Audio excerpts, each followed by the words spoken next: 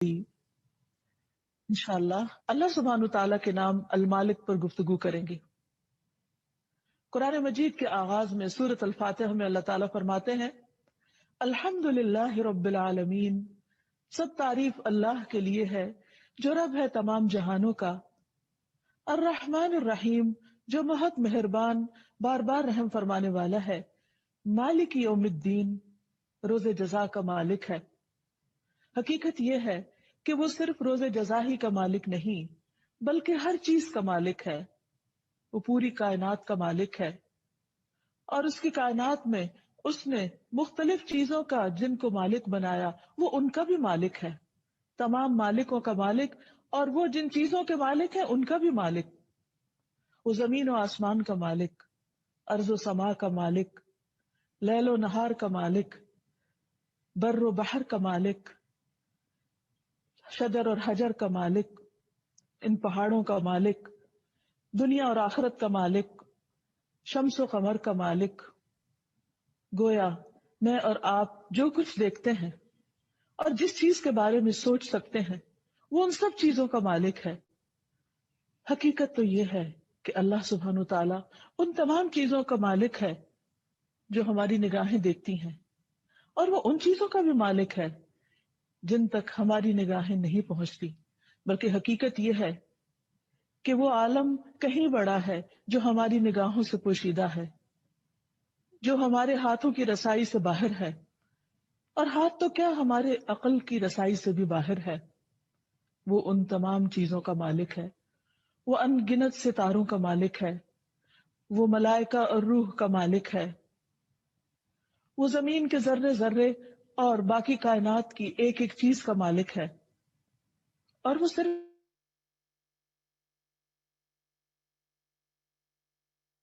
ये तमाम चीजें उसके पूरे कब्जे में है, कंट्रोल में है। हर चीज उसी के हुक्म से चल रही है। उसने इन तमाम चीजों के लिए जो ज़ाब्ता हयात मुकर्रर किया वो उसी की पाबंद है।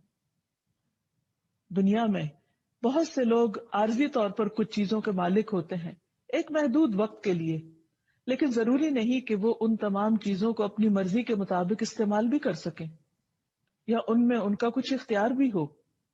जबकि अल्लाह सुब्हानहू तआला हर चीज पर मुकम्मल इख्तियार रखता है।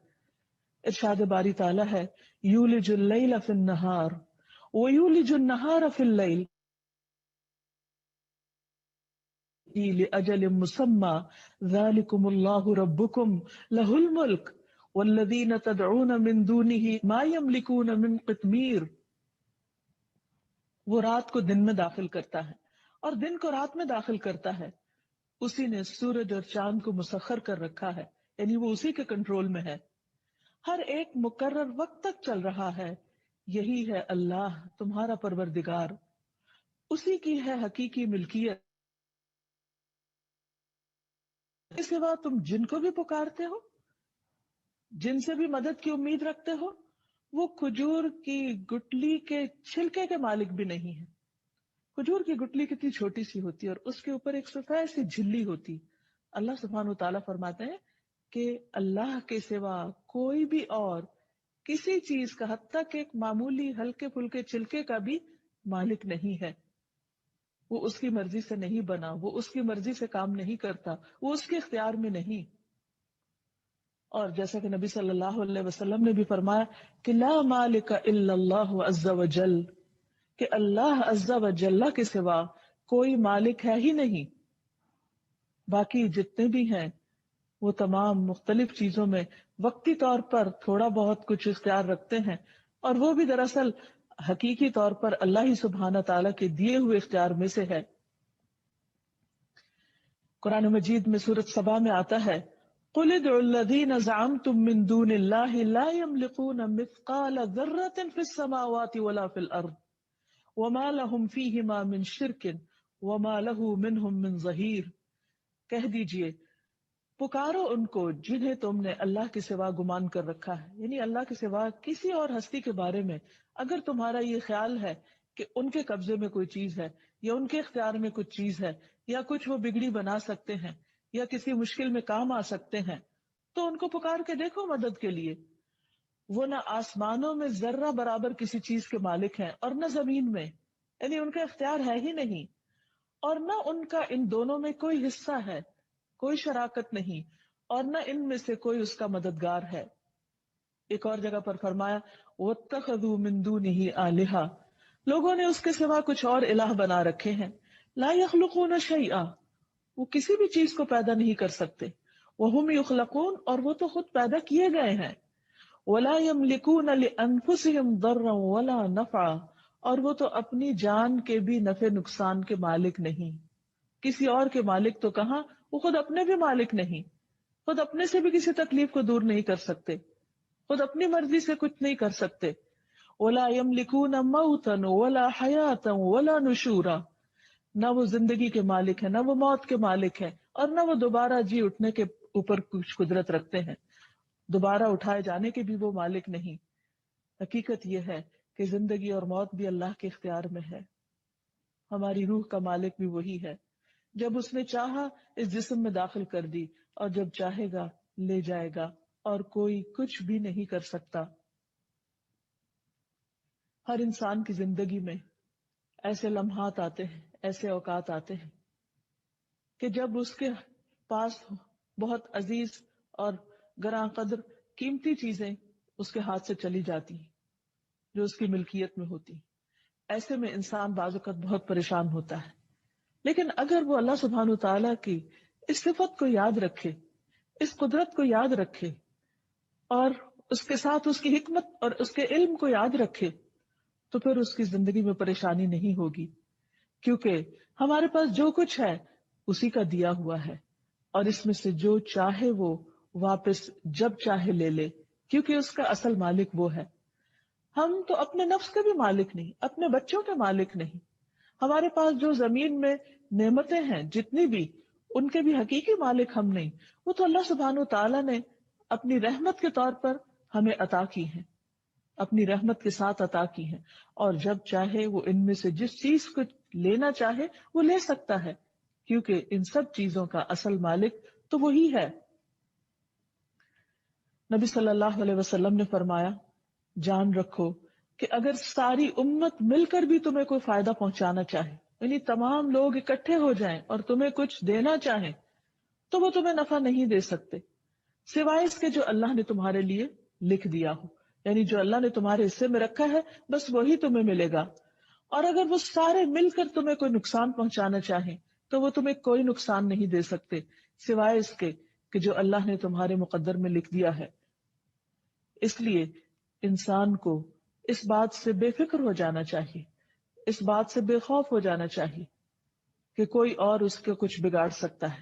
اسی طرح اللہ کے سوا کسی اور سے امید نہیں رکھنی چاہیے کہ کوئی اور اسے کچھ دے سکتا ہے، کیونکہ دینے والا وہی ہے جس کے پاس کچھ ملکیت ہے اور جس کے پاس کچھ اختیار ہے۔ قرآن مجید میں نبی صلی اللہ علیہ وسلم کے بارے میں آیا، اللہ تعالیٰ فرماتے ہیں قل، آپ کہہ دیجئے لا املک لنفسی نفعا ولا ضرا، کہ میں تو اپنے نفع نقصان کا بھی مالک نہیں۔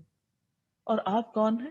آپ کوئی معمولی ہستی نہیں ہے، اللہ کے حبیب ہیں، محمد الرسول اللہ ہیں، سید الانبیاء ہیں، اور ان کے بارے میں فرمایا جا رہا ہے کہ آپ لوگوں کو بتا دیجئے کہ میں اپنی جان کے نفع نقصان کا بھی مالک نہیں ہوں، الا ما شاء اللہ، مگر جو اللہ چاہے۔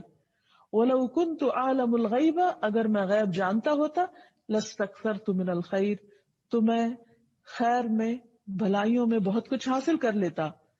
وَمَا مَسَّنِيَ السُّوءُ، اور مجھے کوئی تکلیف نہ پہنچتی، کسی قسم کا کوئی دکھ مجھے نہ پہنچتا۔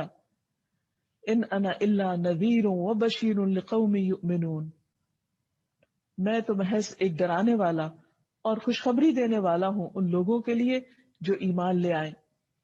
ایک اور جگہ پر آتا ہے قل انی لا املک لکم ضرا ولا رشدا، آپ کہہ دیجئے کہ بے شک میں تمہارے لیے نہ کوئی نقصان پہنچانے کا اختیار رکھتا ہوں اور نہ کسی بھلائی کا، کیونکہ ہر چیز کا اصل مالک تو اللہ ہے۔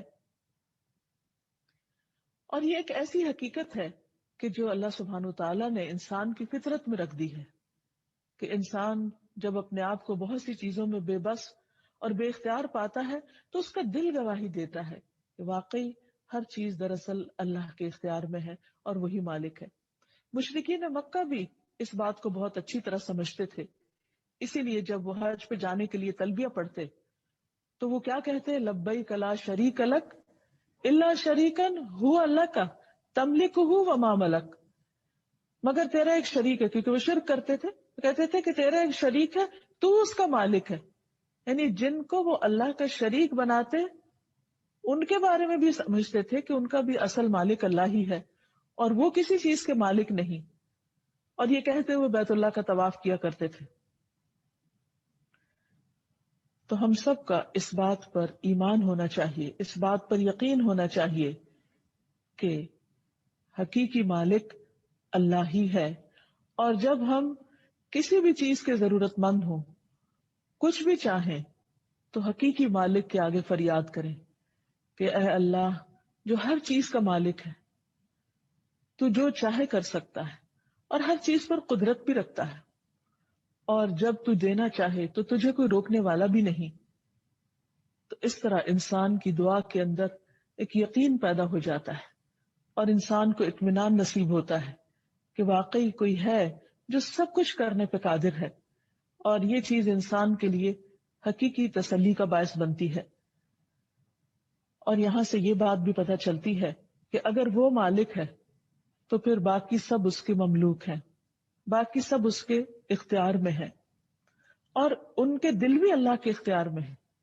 اس لیے کوئی بڑے سے بڑا ظالم کسی پہ ظلم نہیں کر سکتا، کیونکہ اللہ سبحانہ تعالیٰ اگر اسے اذن نہ دے، کیونکہ اس کے پاس جو وقتی اختیار ہے وہ بھی دراصل اللہ ہی کا دیا ہوا ہے، کیونکہ حقیقی بادشاہ وہی ہے۔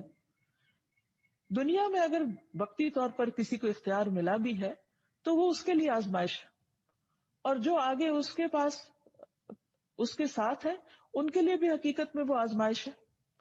لیکن قیامت کے دن یہ سارے اختیارات مکمل طور پر چھین لیے جائیں گے۔ اس دن بادشاہت صرف اور صرف اللہ سبحانہ و تعالیٰ کی ہوگی۔ قرآن مجید میں آتا ہے لمن الملک اليوم للہ الواحد القہار، اس دن کہا جائے گا کہ آج کس کی بادشاہت ہے؟ اللہ ہی کی، جو ایک ہے، بہت دبدبے والا ہے۔ پھر یہ بات بھی ہمیشہ یاد رہے کہ اللہ سبحانہ و تعالیٰ کے لیے حیات دائمی ہے اور باقی سب ختم ہونے والے ہیں۔ کل من علیہا فان، تو جو بھی ختم ہونے والا ہے وہ حقیقی مالک کیسے ہو سکتا ہے؟ مثلا ایک انسان اگر لامتناہی زمینوں کا مالک بھی ہو تو حقیقت میں دیکھے تو ہوتا کیا ہے؟ وہ انسان ہمیشہ تو زندہ نہیں رہ سکتا، ایک دن اس کو موت آنی، اور جب اس کو موت آتی ہے تو ان زمینوں کا کیا بنتا ہے؟ ان پراپرٹیز کا کیا ہوتا ہے؟ وہ سب اس کی اولاد میں تقسیم ہو جاتی، اور اگر اس کی اولاد نہ ہو تو دوسروں میں تقسیم ہو جاتی۔ سوچئے آج زمین کے جس ٹکڑے پر ہم بیٹھے، یا زمین کا کوئی حصہ جو ہم خرید چکے ہوں یا جس کے ہم اپنے آپ کو مالک سمجھتے ہوں، اس کی ملکیت بھی کب تک ہے ہمارے پاس؟ اس کی اونرشپ کب تک ہے؟ اس کے اختیار ہمارے پاس کب تک ہے؟ اس سے فائدہ ہم کب تک اٹھا سکتے ہیں؟ صرف اس وقت تک جب تک ہم زندہ ہیں۔ موت کے ساتھ ہی ہاتھ کھلے کے کھلے رہ جائیں گے، اور کسی بھی چیز کا کنٹرول اور کسی بھی چیز کا اختیار ہمارے پاس نہیں رہے گا۔ پھر یہ کس کے پاس جائے گا اور آخر میں کس کے پاس ہوگا؟ وَلِلَّهِ مِيرَاثُ السَّمَاوَاتِ وَالْأَرْضِ۔ آج تو ہم سمجھتے ہیں کہ ہمارے بعد ہمارے بچے وارث ہوں گے، اور پھر بچوں کے بعد ان کے بچے اور ان کے بچے، لیکن پھر جب سبھی ختم ہو جائیں گے تو یہ سب چیزیں اپنے اصل اور حقیقی مالک کے پاس لوٹ جائیں گی۔ اس لیے کبھی بھی انسان کو دنیا میں جو کچھ بھی ملا ہے، چاہے وہ مال و متاع ہو یا اولاد ہو یا کوئی اختیار ہو یا حکومت ہو یا اقتدار ہو، کسی بھی چیز پر انسان کو تکبر نہیں کرنا چاہیے، اور ہمیشہ اس حقیقت کو یاد رکھنا چاہیے کہ یہ سب کچھ صرف چند دن کے لیے ہے اور بطور آزمائش ہے، اور بہت جلد ہاتھوں سے نکل جانے والا ہے، کیونکہ کل من علیہا فان ویبقى وجہ ربک ذو الجلال والاکرام، ہر چیز جو اس زمین پر ہے سب فنا ہو جانے والی ہے۔ ایک مرتبہ رسول اللہ صلی اللہ علیہ وسلم نے فرمایا کہ آج کے دن سے 100 سال بعد جو بھی زی روح اس زمین پر ہے سب کے سب فوت ہو جائیں گے، سب ختم ہو جائیں گے. اور یہ صرف اس وقت نہیں، یہ سلسلہ مسلسل چلتا چلا آ رہا ہے کہ ہر کچھ عرصے کے بعد جتنی بھی زندگی ہے زمین پر وہ ختم ہو جاتی ہے، پھر نئے لوگ آ جاتے ہیں، پھر وہ وارث بنتے، پھر جنریشنز آفٹر جنریشنز یہ سلسلہ چلتا چلا آ رہا ہے. اور پھر ایک وقت آئے گا کہ سب کچھ ختم کر دیا جائے گا اور سب کے اقتدار ختم ہو جائیں گے اور حقیقی بادشاہت اللہ سبحانہ وتعالیٰ کے پاس رہ جائے گی. کل نفس ذائقۃ الموت، ہر شخص کو موت کا مزہ چکھنا ہے. ثم الینا ترجعون، پھر ہماری طرف تم سب پلٹائے جاؤ گے. اس لیے ہمیں اسی کی طرف رجوع کرنا چاہیے اور اس حقیقت کو کبھی بھی نہیں بھولنا چاہیے. حقیقت یہ ہے کہ جو چیزیں اللہ سبحانہ وتعالیٰ وقتی طور پر بھی ہمارے اختیار میں دیتا ہے ہمیں ان سے بہت محبت ہو جاتی، ہمیں وہ اپنی لگنے لگتی، اور یہی انسان کی آزمائش. مثلا خواتین، ان کے پاس جو جیولری ہوتی، گھر کے ساز و سامان ہوتے، ان کے ساتھ کس قدر اٹیچمنٹ ہوتی. لیکن کبھی آپ نے کسی ایسے گھر کا منظر دیکھا ہوگا کہ جس میں ہر چیز بہت خوبصورت طریقے سے سجی ہوئی ہے، ہر چیز اپنی اپنی جگہ پر ہے، لیکن جو ان کی مالکہ ہے وہ دنیا سے جا چکی ہے. اس کے بعد کیا ہوتا ہے؟ وہ تمام چیزیں لوگوں میں تقسیم ہو جاتی. اور یہ تو ہمارے یہاں ہوتا ہے، بعض جگہ پر ایسا بھی ہوتا ہے کہ آنے والی جنریشن کو والدین کے مال و متاع سے یا ان کی چیزوں سے یا ان کی کلیکشن سے کوئی دلچسپی نہیں ہوتی، کیونکہ اب ٹرینڈز بدل چکے ہیں، فیشن بدل چکا ہے، اب نیا دور ہے اور نئے طریقے ہیں اور نئی چیزیں ہیں. لہذا انہیں انٹرسٹ اس سے ہوتا ہے کہ ان تمام چیزوں کو نکال کر جو پراپرٹی ہے اس کی قیمت یا اس کا جو فائدہ ہے وہ ان کو مل جائے. والدین نے جو کچھ بھی جمع کیا اور جن چیزوں کو سنبھال سنبھال کر رکھا اور جن چیزوں کو میموری سمجھ کر اپنے ساتھ رکھا اور ان کی کیئر کرتے رہے اور ان کی حفاظت کرتے رہے، دوسروں کے لیے وہ ردی کے مال سے زیادہ کچھ بھی نہ تھا. یہ ایک اتنی بڑی حقیقت ہے جس سے ہم عام طور پر غافل رہتے ہیں، اور پھر حقیقی محبوب یعنی اللہ سبحانہ تعالیٰ سے محبت کرنے کی بجائے ہم ان عارضی چیزوں کی محبت میں مبتلا رہتے ہیں جو بہت جلد ہمارے ہاتھوں سے نکل جانے والی ہیں. اس لیے کسی لمحے بھی یہ نہیں بھولنا چاہیے کہ حقیقی مالک اللہ ہے، جو مالک الملک ہے، پوری کائنات کا مالک ہے. پھر اسی طرح انسان کی زندگی میں عام طور پر جو مسائل رہتے ہیں، جیسے رزق کا مسئلہ ہے. بعض اوقات انسان کے پاس کچھ ہوتا ہے، پھر نہیں ہوتا، پھر ہوتا ہے. زندگی میں اتار چڑھاؤ آتا رہتا ہے. اس میں انسان کے اوپر پریشانیاں بھی آتی ہیں، جو فقر و فاقہ کا خوف بھی ہوتا ہے. لیکن اگر انسان کے دل میں اس بات کا پورا یقین ہو کہ اللہ میرا مالک ہے اور مجھے کل کی فکر نہیں کرنی چاہیے، اس خوف اور غم میں نہیں جینا چاہیے کہ کل میرا کیا ہوگا یا میرے ساتھ کیا معاملہ کیا جائے گا. نہیں، اگر اس کا یہ یقین ہے کہ ہر چیز اللہ کے اختیار میں ہے، وہ جسے چاہے دے سکتا ہے. جیسا کہ قرآن مجید کی اس آیت سے پتہ چلتا ہے، قل اللہم مالک الملک تؤتی الملک من تشاء وتنزع الملک ممن تشاء وتعز من تشاء وتذل من تشاء بیدک الخیر انک علی کل شیء قدیر. کہہ دیجئے کہ اے اللہ جو مالک الملک ہے، جس کو چاہتا ہے ملک عطا کرتا ہے اور جس سے چاہتا ہے چھین لیتا ہے. تو جسے چاہتا ہے عزت دیتا ہے اور تو جسے چاہتا ہے ذلت دیتا ہے. ساری بھلائی تیرے ہی ہاتھ میں، تیرے اختیار میں ہے، اور تو ہر چیز پر قدرت رکھتا ہے. تو جو شخص اس چیز پر پورا یقین رکھتا ہے، ایمان رکھتا ہے، پھر وہ پریشانی کا شکار نہیں ہوتا، کیونکہ اگر اسے کچھ ملتا ہے تو اللہ کا شکر ادا کرتا ہے. اگر کچھ اس کے ہاتھ سے جاتا ہے تو اس میں بھی خیر اور بھلائی سمجھتا ہے، کیونکہ اس کا اپنے رب پر اعتماد ہے کہ وہ اپنے بندوں سے ہمیشہ محبت کرتا ہے، وہ اپنے بندوں کے ساتھ ظلم نہیں کرتا. اور پھر جب اللہ سبحانہ تعالیٰ پر توکل ہوتا ہے تو اللہ کا وعدہ ہے وَمَن يَتَوَكَّلْ عَلَى اللَّهِ فَهُوَ حَسْبُهُ، جو اللہ پر بھروسہ کرتا ہے اللہ اس کو کافی ہو جاتا ہے. ان اللہ بالغ امرہ قد جعل اللہ لکل شیء قدرا، اللہ اپنا کام پورا کر کے رہتا ہے، لیکن اللہ نے ہر چیز کا ایک اندازہ مقرر کر رکھا ہے. اللہ سبحانہ وتعالیٰ کے فیصلے اس کے ذاتی فیصلے، اسے کسی سے مشورہ نہیں کرنا، اسے کسی ایک کی طرفداری نہیں کرنی اور کسی دوسرے پر ظلم نہیں کرنا.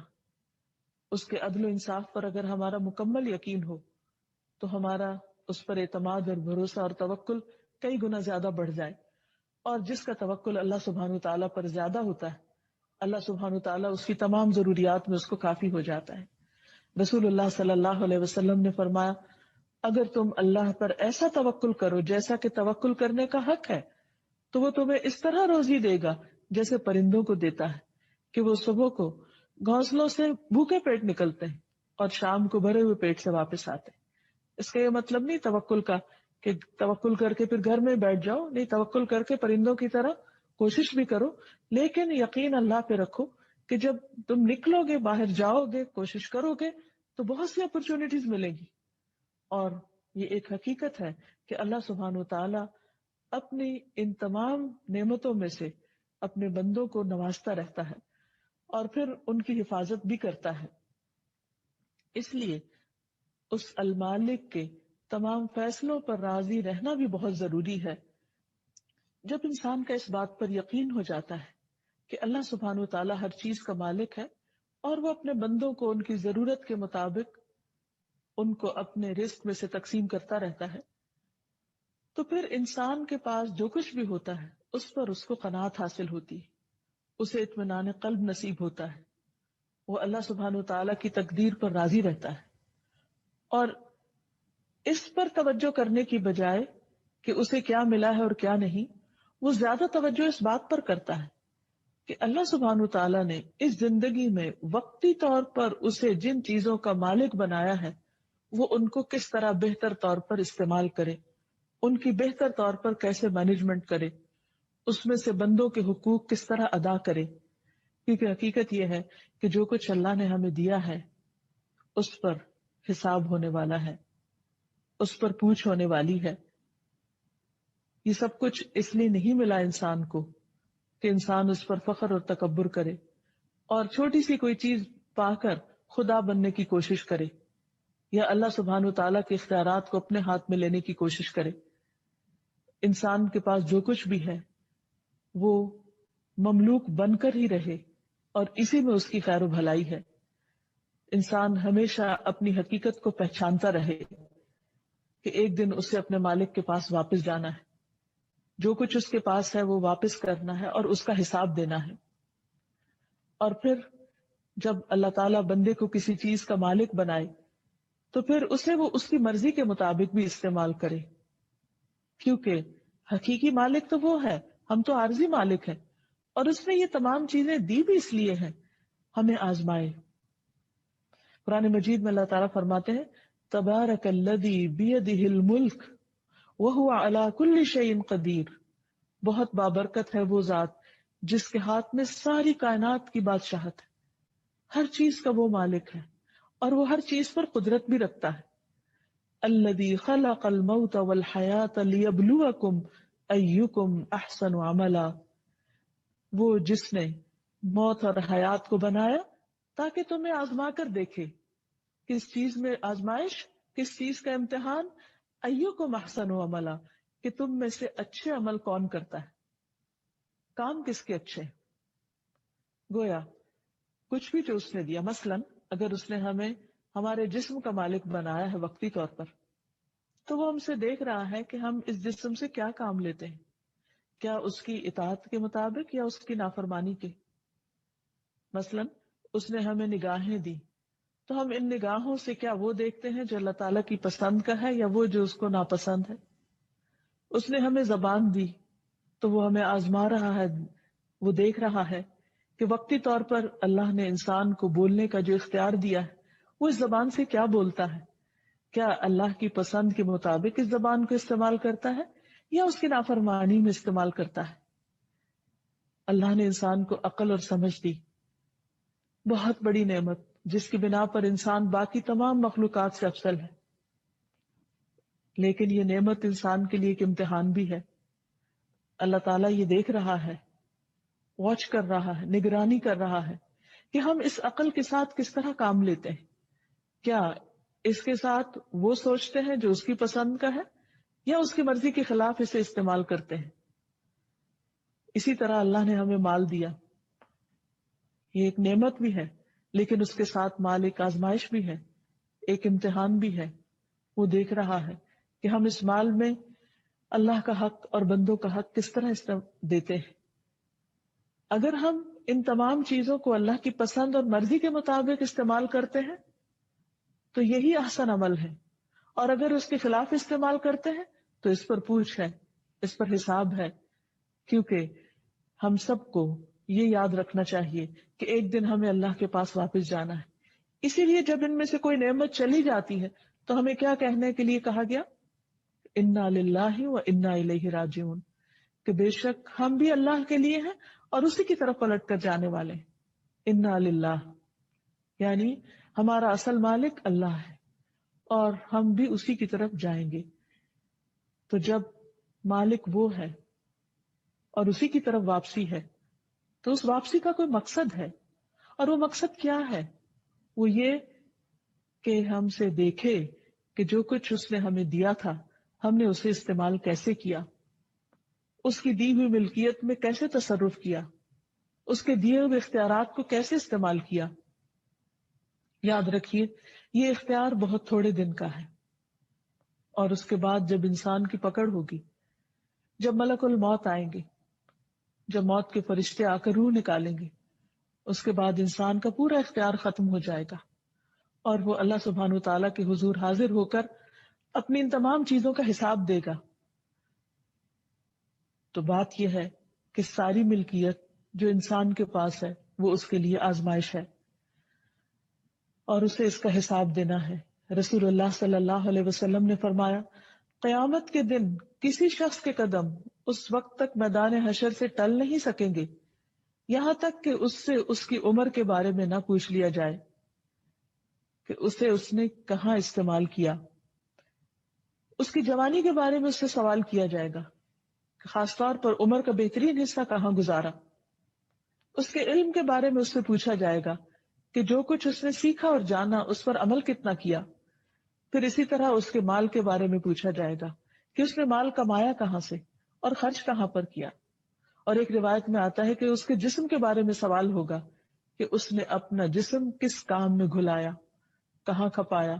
گویا ساری صلاحیتیں، طاقتیں اور جو کچھ بھی اللہ نے دیا وہ اللہ کی فرما برداری میں استعمال کیا یا اس کی نافرمانی میں.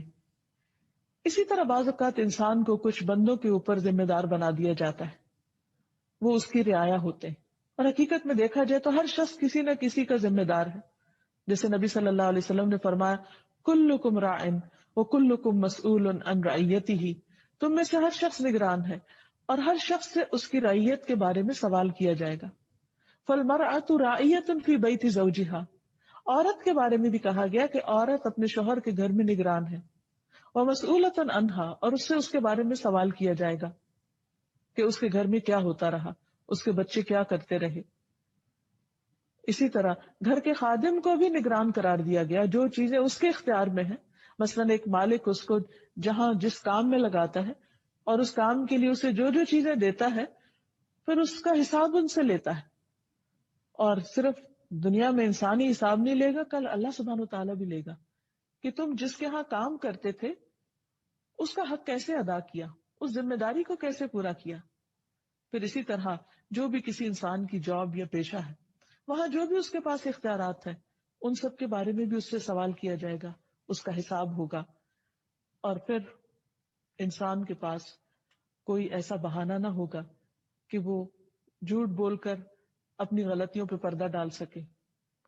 یومئذ تعرضون لا تخفی منکم خافیہ، جس دن تم پیش کیے جاؤ گے کوئی چھپی چیز تم اللہ سبحانہ و تعالیٰ سے تم چھپا نہ سکو گے، کچھ بھی چھپا نہ رہے گا، سب کچھ عیاں ہوگا، کیونکہ وہ عالم الغیب والشہادہ ہے، وہ غیب اور حاضر کا برابر جاننے والا ہے. اور وہاں اس وقت وہ لوگ کہ جو ذمہ دار ہوں گے اور وہ اپنی رعایا کی ضروریات پوری نہ کرتے ہوں گے، اللہ سبحانہ تعالیٰ ان پر ناراض ہوگا. اسی طرح جو دنیا میں اپنی ملکیت میں بے جا تصرف کرے، ظلم اور زیادتی کرے، اس سے بھی پوچھ ہوگی۔ پھر اسی طرح اگر انسان دیکھے تو جو کچھ ہمیں ملا ہے اس میں بھی پورا اختیار ہمارے پاس نہیں ہے۔ یعنی مثلاً مال ہے تو یہ نہیں کہا گیا کہ جیسے چاہو کماؤ اور جہاں چاہو خرچ کرو، یا اس کے ساتھ جو چاہو کرو، چاہو تو اسے ضائع کر دو، نہیں، اس کا بھی ہمیں اختیار نہیں۔ مثلاً زندگی میں بھی سوچ سمجھ کر خرچ کرنا چاہیے۔ ایک طرف بخل سے منع کیا گیا تو دوسری طرف اسراف سے منع کیا گیا۔ یہ نہیں کہ جہاں تمہارا دل چاہتا ہے تم اسے خرچ کرتے رہو، نہیں، اس پر بھی حدود اور قیود رکھی گئی۔ اور مرنے کے بعد بھی اللہ سبحانہ تعالیٰ نے اس کے وارثوں کے حصے خود مقرر کیے۔ تو اللہ سبحانہ تعالیٰ نے جو کچھ ہمیں دیا وہ عارضی تھا، ہمارے پاس وقتی تھا، اور کس لیے تھا؟ تاکہ آزمائے، لیبلوکم، تمہارا امتحان لے کہ تم اس کے ساتھ کرتے کیا ہو، زندگی میں کیا کرتے ہو، اور اپنی زندگی کے بعد کے لیے اس کے بارے میں کیا وصیت کرتے ہو۔ مثلاً مالی کے بارے میں عام طور پر ہمارے ہاں لڑکیوں کو وراثت سے حصہ نہیں دیا جاتا، یا بعض اوقات وارثوں میں سے کسی سے اگر ناراض ہوں تو اس کو حق سے محروم کر دیا جاتا ہے۔ رسول اللہ صلی اللہ علیہ وسلم نے فرمایا، اللہ نے تم پر یہ صدقہ کیا ہے کہ وفات کے وقت تمہیں 1/3 مال، یعنی 1/3 مال میں وصیت کا حق دے دیا ہے، تمہارے اعمال میں تمہارے لیے اضافہ کرتے ہوئے۔ اسی طرح اگر کوئی شخص ایسا کرے تو اس کی اس وصیت کو تبدیل بھی کیا جا سکتا ہے۔ عمران بن حسین کہتے ہیں کہ ایک آدمی مرتے وقت اپنے 6 کے 6 غلام اس نے آزاد کر دیے، جن کے علاوہ اس کے پاس کوئی مال نہ تھا۔ جب نبی صلی اللہ علیہ وسلم کو یہ بات پہنچی تو آپ سخت ناراض ہوئے اور فرمایا کہ میں نے ارادہ کیا کہ میں اس کی نماز جنازہ نہ پڑھاؤں۔ ایک اور روایت سے ہمیں پتہ چلتا ہے کہ سعد بن ابی وقاص رضی اللہ تعالی عنہ نے ایک مرتبہ جبکہ وہ بہت بیمار ہو گئے تو نبی صلی اللہ علیہ وسلم سے اس بات کی درخواست کی کہ انہیں اجازت دی جائے کہ وہ اپنا سارا مال صدقہ کر دیں، لیکن آپ صلی اللہ علیہ وسلم نے ان کو اس بات کی اجازت نہیں دی۔ انہوں نے دوبارہ درخواست کی، پھر درخواست کی، تو آپ نے ان کو صرف 1/3 یعنی 1/3 مال صدقہ کرنے کے لیے یا اس میں وصیت کرنے کے لیے اجازت دی، اور آپ نے یہ فرمایا کہ وَالثُّلُثُ کثیر، کہ 1/3 بھی بہت زیادہ ہے۔ اسلامی تعلیمات کے مطابق ہمیں اپنی ملکیت میں بے جا تصرف نہ کرنے کی تاکید کی گئی ہے۔ اسود بن اسلم کہتے ہیں کہ میں نے رسول اللہ صلی اللہ علیہ وسلم سے عرض کیا، یا رسول اللہ صلی اللہ علیہ وسلم مجھے کوئی وصیت فرمائیے۔ آپ نے فرمایا اپنے ہاتھ کو قابو میں رکھو، جو ہمارا ہاتھ ہمارے اختیار میں ہے تو اس کو کنٹرول میں رکھو کہ اس سے کسی کو تکلیف نہ پہنچے۔ میں نے عرض کیا اگر میرا ہاتھ قابو میں نہ رہے، یعنی میں انسان ہوں، بھول جاؤں، پھر کیا کروں؟ تو پھر اور کیا چیز قابو میں رہ سکتی ہے، اور کس چیز کو کنٹرول کروں؟ آپ نے فرمایا اپنی زبان کو قابو میں رکھو۔ میں نے کہا اے اللہ کے رسول صلی اللہ علیہ وسلم اگر میری زبان میرے قابو میں نہ رہے، زبان کی کوئی پھسلن ہو جائے تو پھر کیا چیز قابو میں رکھوں؟ تو آپ نے فرمایا پھر تم اپنے ہاتھ کو بھلے کام ہی کے لیے آگے بڑھاؤ اور اپنی زبان سے بھلی بات ہی کرو، یعنی اگر ہاتھ استعمال کرنا ہی ہے تو اچھے کام میں کرو، اور زبان کو استعمال کرنا ہے تو اچھے کام میں کرو۔ تو اس سے یہ پتہ چلتا ہے کہ اللہ سبحانہ وتعالیٰ نے جو نعمتیں ہمیں دی ہیں وہ اس لیے دی ہیں تاکہ ان کو بے محابہ استعمال نہ کیا جائے، بے سوچے سمجھے استعمال نہ کیا جائے، دوسروں کو اذیت پہنچانے کے لیے استعمال نہ کیا جائے، بلکہ ان کو خیر اور بھلائی کے کاموں میں استعمال کیا جائے تاکہ دوسرے اس سے فائدہ اٹھا سکیں، اور پھر الٹیمیٹلی نتیجتاً آخرت میں ہمیں ان تمام نعمتوں سے فائدہ پہنچے۔ اور اس پر شدید وعید بھی سنائی کہ اگر کوئی شخص اپنی مرضی سے اس میں کوئی رد و بدل کرے تو خواہ وہ ساری عمر نیک کام کرتا رہے، لیکن اگر مرتے وقت وصیت غلط کرتا ہے تو وہ اپنے آپ کو جنت سے محروم کر سکتا ہے۔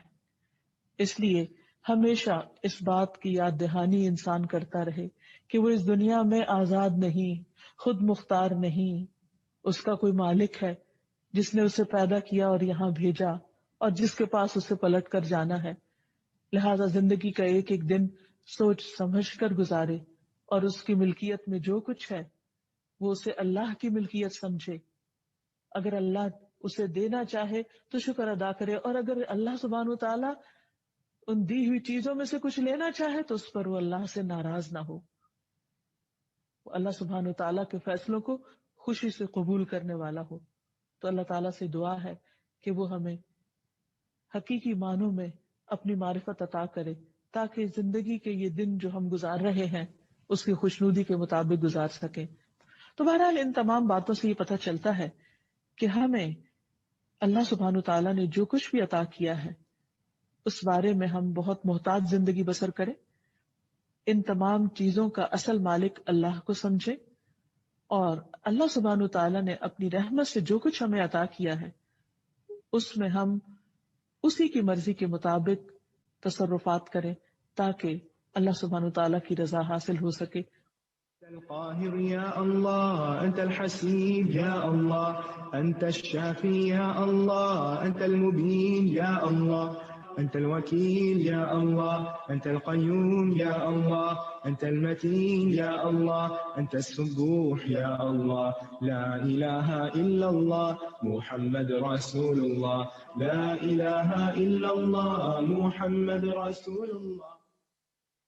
انشاءاللہ اللہ سبحانہ تعالیٰ کے نام الملک پر بات کریں گے.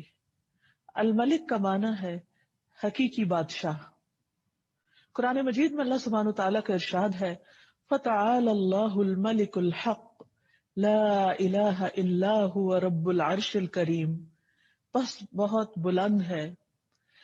بلند ہے اللہ جو سچا بادشاہ ہے، اصل بادشاہ ہے، حقیقی بادشاہ ہے، جس کے سوا کوئی الہ نہیں، کوئی معبود نہیں، عزت والے عرش کا مالک، عزت والے عرش کا رب. اگر دیکھا جائے تو دنیا میں جتنے بھی بادشاہ ہیں اللہ سبحانہ تعالیٰ ان سب کا بادشاہ ہے. وہ بادشاہ جس کے حکم پر تمام کائنات چلتی ہے، جو بلا روک ٹوک ہر چیز پر اپنا حکم نافذ کر سکتا ہے اور اسے اس میں کوئی روکنے والا نہیں. حقیقت یہ ہے کہ سب تعریف اسی کے لیے ہے، سب امور اسی کی طرف لوٹائے جاتے ہیں، اور اس کی بادشاہت کوئی عام بادشاہت نہیں ہے. وہ عرش پر بلند ہے، اور عرش ساتوں آسمان اور ساتوں زمینیں اللہ کی کرسی کے سامنے ایسے ہیں جیسے ایک وسیع صحرا میں ایک چھوٹی سی مندری، ایک چھوٹا سا رنگ. اور پھر اللہ سبحانہ تعالیٰ کے عرش کے سامنے وہ کرسی ایک چھوٹے سے رنگ کی طرح ہے. آپ سوچئے کہ وہ عرش کتنا بلند ہے، اور جو خود اس پر مستوی ہے وہ کتنا بڑا ہے، کتنا عظیم ہے. وہ ہے ہمارا رب، ہمارا مالک اور حقیقی بادشاہ. اور اس دنیا میں جتنے بھی کام امور پاتے ہیں، جتنی بھی چیزیں چل رہی ہیں، جو کچھ بھی ہو رہا ہے، دراصل وہ سب اسی کے حکم پر چل رہا ہے اور اس پر اسی اکیلے کا فیصلہ نافذ ہے. وہ ہر چیز کو سنتا ہے، دیکھتا ہے اور اپنی مرضی کے مطابق چلاتا ہے. وہ ہر چیز کے پوشیدہ اور ظاہر سے آگاہ ہے. وہ جس کو جو چاہتا ہے عطا کرتا ہے، اور جس سے جو چیز چاہتا ہے روک لیتا ہے. وہ جس کو جیسے جتنا چاہے بدلہ دیتا ہے، جس کو چاہتا ہے عزت دیتا ہے، جس کو چاہتا ہے رسوا کر دیتا ہے، جس کو چاہتا ہے رزق دیتا ہے اور جس سے چاہے رزق روک لیتا ہے، جس کو چاہے زندگی دیتا ہے اور جس سے چاہے زندگی واپس لے لیتا ہے اور اس کو موت دے دیتا ہے. یہ ہے ہمارا رب، حقیقی بادشاہ. قرآن مجید میں سورۃ الحشر کی آخری آیات میں اللہ تعالیٰ فرماتے ہیں هو اللہ الذی لا الہ الا هو الملک. وہ اللہ جس کے سوا کوئی الہ نہیں، الملک حقیقی بادشاہ ہے، القدوس پاکیزہ نہایت پاک، السلام سراسر سلامتی، المؤمن امن دینے والا، المہیمن نگہبان، العزیز زبردست، غالب، الجبار سب پر غالب، المتکبر سب سے بڑا بن کر رہنے والا. سبحان اللہ پاک ہے اللہ عما یشرکون، ان سب چیزوں سے جنہیں وہ اس کا شریک ٹھہراتے ہیں۔ تو حقیقت یہ ہے کہ اللہ سبحانہ تعالیٰ کے ہیں اچھے اچھے نام، اور ان ناموں میں سے ایک خوبصورت نام الملک ہے۔ حضرت علی رضی اللہ عنہ کہتے ہیں کہ جب نبی صلی اللہ علیہ وسلم نماز کے لیے کھڑے ہوتے تو آغاز یوں کرتے، اللہم انت الملک لا الہ الا انت، اے اللہ تو ہی بادشاہ ہے، تو ہی اصل بادشاہ ہے، تیرے سوا کوئی الہ نہیں۔ اور یہ اللہ کے رسول ہیں صلی اللہ علیہ وسلم، جو اللہ سبحانہ تعالیٰ کی بادشاہت کا اعتراف کر رہے ہیں۔ آپ صلی اللہ علیہ وسلم نے یہ بھی فرمایا کہ اللہ تعالیٰ زمین کو مٹھی میں لے لے گا اور آسمانوں کو اپنے دائیں ہاتھ میں لپیٹ لے گا، پھر فرمائے گا انا الملک، انا الملک، میں ہوں اصل بادشاہ، میں ہوں اصل بادشاہ۔ اینا ملوک الارض، کہاں ہے زمین کے بادشاہ؟ اور اس دن بادشاہت صرف اور صرف اللہ ہی کے لیے ہوگی۔ الملک یومئذ للہ، آج حکومت، بادشاہت، اختیار، اقتدار، قبضہ سب صرف اور صرف اللہ کے ہاتھ میں ہے۔ نبی صلی اللہ علیہ وسلم نے فرمایا جب رات کا ایک تہائی حصہ گزر جاتا ہے تو اللہ تعالیٰ آسمان دنیا پر نزول فرماتے ہیں اور اعلان کرتے ہیں انا الملک، انا الملک، میں ہوں بادشاہ، میں ہوں بادشاہ، کون ہے جو مجھ سے دعا کرے تو میں اسے قبول کر لوں۔ یعنی بادشاہ حقیقی جو عرش عظیم کا مالک ہے وہ ہمیں پکارتا ہے اور ہم سے چاہتا ہے کہ ہم اس سے مانگے اور وہ ان سب کو عطا کرے جو وہ چاہیں۔ کون ہے جو مجھ سے سوال کرے کہ میں اسے عطا کروں؟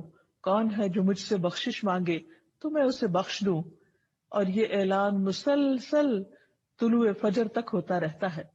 تو اس وقت بھی اللہ سبحانہ تعالیٰ اپنا تعارف الملک کے طور پہ کرواتے ہیں کہ بندو یاد رکھو میں ہوں تمہارا حقیقی بادشاہ۔ اور جو حقیقی بادشاہ ہے وہ بادشاہ مطلق ہے، ایبسولیوٹ اتھارٹی ہے اس کے پاس، وہ جو جب جیسے چاہے کرے۔ تبارک الذی بیدہ الملک وہو علی کل شیء قدیر، بہت برکت والا ہے وہ جس کے ہاتھ میں ہر چیز کا کنٹرول ہے، بادشاہت ہے، اور وہ ہر چیز پر پورا اختیار رکھتا ہے، پوری قدرت رکھتا ہے۔ سورۃ الفرقان میں اللہ تعالیٰ فرماتے ہیں الذی لہ ملک السماوات والارض ولم یتخذ ولدا ولم یکن لہ شریک فی الملک، ولم یکن لہ شریک فی الملک، کہ اللہ سبحانہ و تعالیٰ وہ ہے کہ جس کے ہاتھ میں آسمانوں اور زمین کی بادشاہت ہے، یعنی وہ صرف زمین کا نہیں بلکہ آسمانوں کا بھی بادشاہ ہے، اور آسمانوں میں جو مخلوق رہتی ہے اور جو کچھ بھی اس نے بنایا ہے ان سب کا بادشاہ حقیقی ہے۔ وَلَمْ يَتَّخِذْ وَلَدًا، اور وہ ایسا بادشاہ ہے جس کا کوئی بیٹا نہیں ہے، کوئی اس کے اقتدار میں کہیں سے بھی شریک نہیں۔ وَلَمْ يَتَّخِذْ وَلَدًا وَلَمْ يَكُنْ لَهُ شَرِيكٌ فِي الْمُلْكِ، اور اس کی بادشاہت میں کوئی بھی شریک نہیں، یعنی مکمل اختیار رکھنے والا۔ دنیا میں بادشاہ یا جہاں بھی صاحب اقتدار لوگ ہوتے ہیں تو وہ بعض اوقات دوسروں کے مشورے کے ساتھ چلتے ہیں، دوسروں کی مدد کے ساتھ چلتے ہیں۔ ان کی حکومت کو چلانے کے لیے ایک فوج چاہیے ہوتی ہے، خزانہ چاہیے ہوتا ہے، لیکن اللہ سبحانہ تعالیٰ ہر چیز کے اوپر مکمل اختیار رکھتا ہے، اسے کسی کی بھی مدد اور کسی کے بھی خزانوں کی ضرورت نہیں، تمام کے تمام خزانے اس کے اپنے ہاتھ میں ہیں۔ پھر یہ ہے کہ دنیا میں جب کسی کو بادشاہت ملتی ہے تو ایک محدود وقت کے لیے ملتی ہے، لیکن اللہ سبحانہ تعالیٰ ہمیشہ سے بادشاہ اور ہمیشہ رہے گا۔ پھر یہ کہ دنیا کے بادشاہوں سے بہت سی چیزیں اوجھل رہتی ہیں، انہیں معلوم ہی نہیں ہوتی، بعض اوقات ان کے فیصلے عدل و انصاف پر مبنی نہیں ہوتے، بعض اوقات وہ فیصلے کر لیتے ہیں لیکن ان کے فیصلے نافذ ہی نہیں ہوتے، جبکہ اللہ سبحانہ تعالیٰ کا ہر فیصلہ علم اور حکمت پر مبنی ہوتا ہے اور اس کا ہر فیصلہ نافذ ہوتا ہے۔ ایسا نہیں کہ وہ حکم دے اور اس کا حکم مانا نہ جائے، وہ کسی کو کچھ کہے اور اس کی تابعداری کی نہ جائے۔ ہاں، وقتی طور پر اگر انسان کو کچھ اختیار حاصل ہے تو وہ بھی بہت محدود ہے اور اس کے بارے میں بھی اس سے پوچھا جائے گا۔ تو بحیثیت مسلمان ہمارا اس بات پر پورا یقین اور پورا ایمان ہونا چاہیے کہ اصل بادشاہت اللہ ہی کے لیے ہے، اور اگر زمین پر اللہ نے مجھے کسی بھی معاملے میں کچھ بھی اختیار دیا ہے تو صرف یہ وقتی ہے اور اس کا بھی حساب ہونے والا ہے، لیکن اللہ سبحانہ تعالیٰ ہی حقیقی بادشاہ ہے۔ سورۃ المؤمنون میں آتا ہے اللہ تعالیٰ فرماتے ہیں कुल मन बियदिही मलकूत कुल्ली शैइन वहुव युजीरु वला युजारु अलैहि। इनसे पूछिए, बताओ बादशाही किसके हाथ में है? बादशाह कौन है? और वो कौन है जो पनाह देता है और उसके मुकाबले में किसी को पनाह नहीं मिल सकती। सूरत यासीन में अल्लाह ताला फरमाते हैं, फसुब्हानल्लज़ी बियदिही मलकूतु कुल्ली शैइन व इलैहि तुरजाऊन। पाक है वो अल्लाह, वो जात जिसके हाथ में हर चीज की बादशाहत है, हर चीज पर वो छाया हुआ है, हर चीज पर गालिब है, हर चीज पर उसका हुक्म चलता है, और तुम सब उसी की तरफ लौटाए जाओगे, उसी के पास पहुंचोगे, फिर वो तुमसे हिसाब लेगा, तुमसे पूछेगा। और जहां तक इख्तियारात का ताल्लुक है, तो दुनिया में जितने भी बादशाह हैं, उनके पास जो भी खजाने हैं वो महदूद हैं और वो खत्म हो जाते हैं, और उनको भरने के लिए उन्हें मुख्तलिफ वसाइल इख्तियार करने पड़ते हैं। जबकि अल्लाह सुब्हानहू व तआला उसको खर्च करने के लिए किसी से कुछ लेने की जरूरत नहीं होती। एक रिवायत में आता है, रसूलुल्लाह सल्लल्लाहु अलैहि वसल्लम ने फरमाया, अल्लाह का हाथ भरा हुआ है, उससे रात दिन की बख्शिश कम नहीं करती। वो दिन को भी देता है, वो रात को भी देता है, और ये देना उसके खजानों में कमी नहीं करता। आपने फरमाया, क्या तुम्हें मालूम है कि जब उसने आसमान और जमीन पैदा किया और जब से पैदा किए उसने कितना कुछ खर्च किया? यानी जब से ये दुनिया बनी है उसने क्या कुछ नहीं दिया, वो देता ही चला जा रहा है। आमतौर पर दुनिया में वक्ती तौर पर जब किसी को इक्तदार मिलता है या बादशाहत मिलती है, तो उसके पास जो भी खजाना होता है या खर्च करने को होता है वो महदूद होता है, और बाज़ औक़ात खर्च करने के बाद वो खत्म भी हो जाता है, और उस खजाने को भरने के लिए मुख्तलिफ तरह के हीले करने पड़ते हैं। लेकिन अल्लाह सुब्हानहू तआला किसी का भी मोहताज नहीं, वो दिन रात खर्च करता है, लेकिन उसके खजानों में किसी किस्म की कोई कमी वाक़ई नहीं होती। रसूलुल्लाह सल्लल्लाहु अलैहि वसल्लम ने फरमाया, अल्लाह ताला का हाथ भरा हुआ है और वो उसमें से दिन रात खर्च करता है, लेकिन तुम्हें मालूम है क्या कि जब से उसने आसमान और जमीन पैदा किए हैं उसने कितना खर्च किया है? उसने भी इसमें, यानी उस वक्त से खर्च करने ने इसमें कोई कमी नहीं की, यानी उसका हाथ फिर भी भरा हुआ है। वो जितना भी देता चला जाए उसके खजाने कम नहीं होते। वो किसी का मोहताज नहीं, उसे किसी से कर्ज नहीं लेना होता, उसे किसी से लेकर नहीं देना। वो पूरी तरह मालिक भी है और फिर बादशाह भी है। फिर फरमाया कि उसका अर्श पानी पर है और उसके दूसरे हाथ में तराजू है जिसे वो झुकाता और बुलंद करता रहता है, यानी जैसे जिस चीज में चाहे तसर्रुफ करे, उसे कोई रोकने वाला नहीं है। इसके बरक्स बंदों की बादशाहत बहुत महदूद है, वक्त के एतबार से भी और उनके पास जो इख्तियारात हैं उसके एतबार से भी। लेकिन कितनी हैरत की बात है कि हम अगर दुनिया में किसी के पास कुछ भी इख्तियार हो तो उससे फौरन मरूब हो जाते हैं, उससे डरने लगते हैं, उसकी मर्जी की बात करने लगते हैं। लेकिन इसके बरक्स अल्लाह सुब्हानहू तआला जो पूरी कायनात का बादशाह है और हर चीज का इख्तियार उसके पास है, हम उससे डरते नहीं, उसके आगे झुकते नहीं। ये किस कदर नासमझी की बात है। और बात वही है जो अल्लाह सुब्हानहू तआला ने खुद फरमाई, वमा क़दरुल्लाह हक़्क़ क़द्रिही। उन्होंने अल्लाह की कदर ही नहीं की जैसा कि हक है उसकी कदर करने का। वल अर्दु जमीअन क़ब्ज़तुहु यौमल क़ियामती। और जमीन सारी की सारी उसके कब्जे में होगी क़यामत के दिन। वस्समावातु मत्वियातुम बियमीनी। और आसमान उसके दाएं हाथ में लिपटे हुए होंगे, यानी हर चीज उसके कब्जे कुदरत में है, इख्तियार में है। इसके बावजूद हम पूरी तरह उसके आगे नहीं झुकते, पूरी तरह उसके तरीकों पर नहीं चलते, उसको राजी करने की फिक्र नहीं करते। और उसके बरक्स जिनके पास महदूद इख्तियारात हैं, चूंकि वो साहिर सामने नजर आते हैं इसलिए उन्हीं से मरूब हो जाते हैं। और अल्लाह जो अल मलिकुल हक है, हकीकी बादशाह है, उसको भूल जाते हैं। फिर आप देखिए कि अल्लाह सुब्हानहू तआला जैसी कुदरत भी किसी के पास नहीं। अब्दुल्लाह बिन मसूद कहते हैं कि उलमाए यहूद में से एक शख्स रसूलुल्लाह सल्लल्लाहु अलैहि वसल्लम के पास आया और कहा, ए मोहम्मद, हम तौरात में पाते हैं कि अल्लाह ताला आसमानों को एक उंगली पर उठा लेगा और जमीन को एक और उंगली पर उठा लेगा اور درختوں کو 1 انگلی پر، اور پانی اور مٹی کو 1 انگلی پر، اور تمام مخلوقات کو 1 انگلی پر، اور پھر فرمائے گا انا الملک، میں ہوں بادشاہ، میں ہوں بادشاہ۔ نبی صلی اللہ علیہ وسلم نے جب اس عالم کی بات سنی تو آپ مسکرا دیے، اور دراصل یہ مسکراہٹ اس یہودی عالم کی تصدیق کے طور پر تھی۔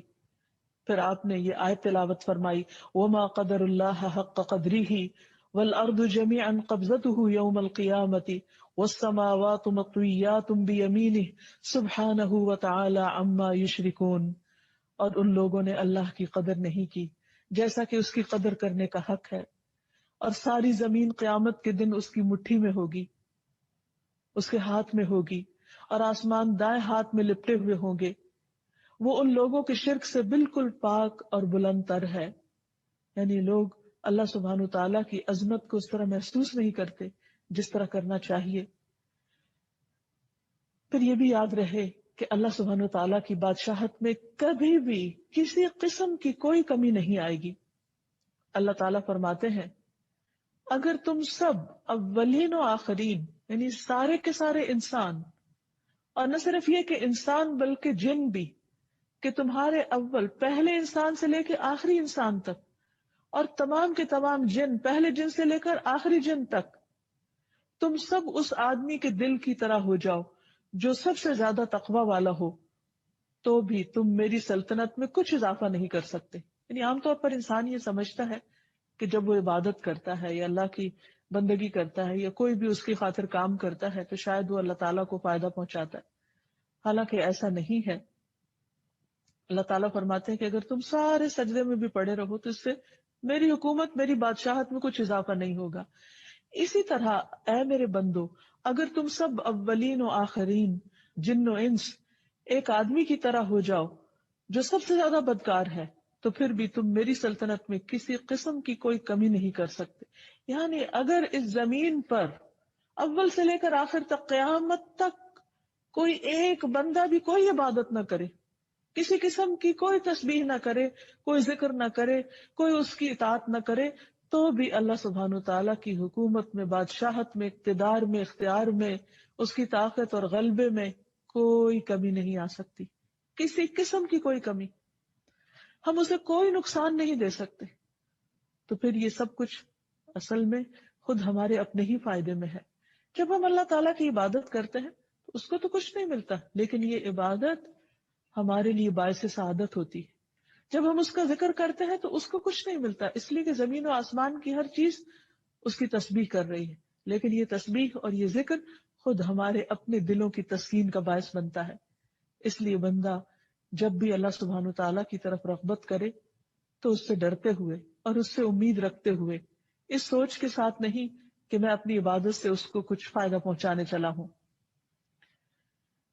پھر فرمایا، اے میرے بندو، تم سب اولین و آخرین، جن و انس، ایک صاف چٹیل میدان میں کھڑے ہو جاؤ اور سب مجھ سے مانگو، اور میں تم سب کو وہ سب کچھ دوں جو تم مانگ رہے ہو، تو اس سے میری حکومت میں، میری بادشاہت میں اتنی بھی کمی نہیں ہوگی جتنی ایک سمندر کے اندر سوئی ڈالنے کے بعد نکالی جائے اور اس میں جو پانی لگا ہو، تو اتنی قلیل مقدار میں بھی اس سمندر کے مقابلے میں جو کمی ہوتی، میری بادشاہت میں وہ بھی کمی نہیں ہوگی۔ تو اس سے پتہ چلتا ہے کہ اللہ سبحانہ تعالیٰ کی بادشاہت کیسی ہے، اور اس کے خزانے کیسے ہیں، اور اس کی حکومت کیسی ہے، اور اس کا اقتدار کیسا ہے۔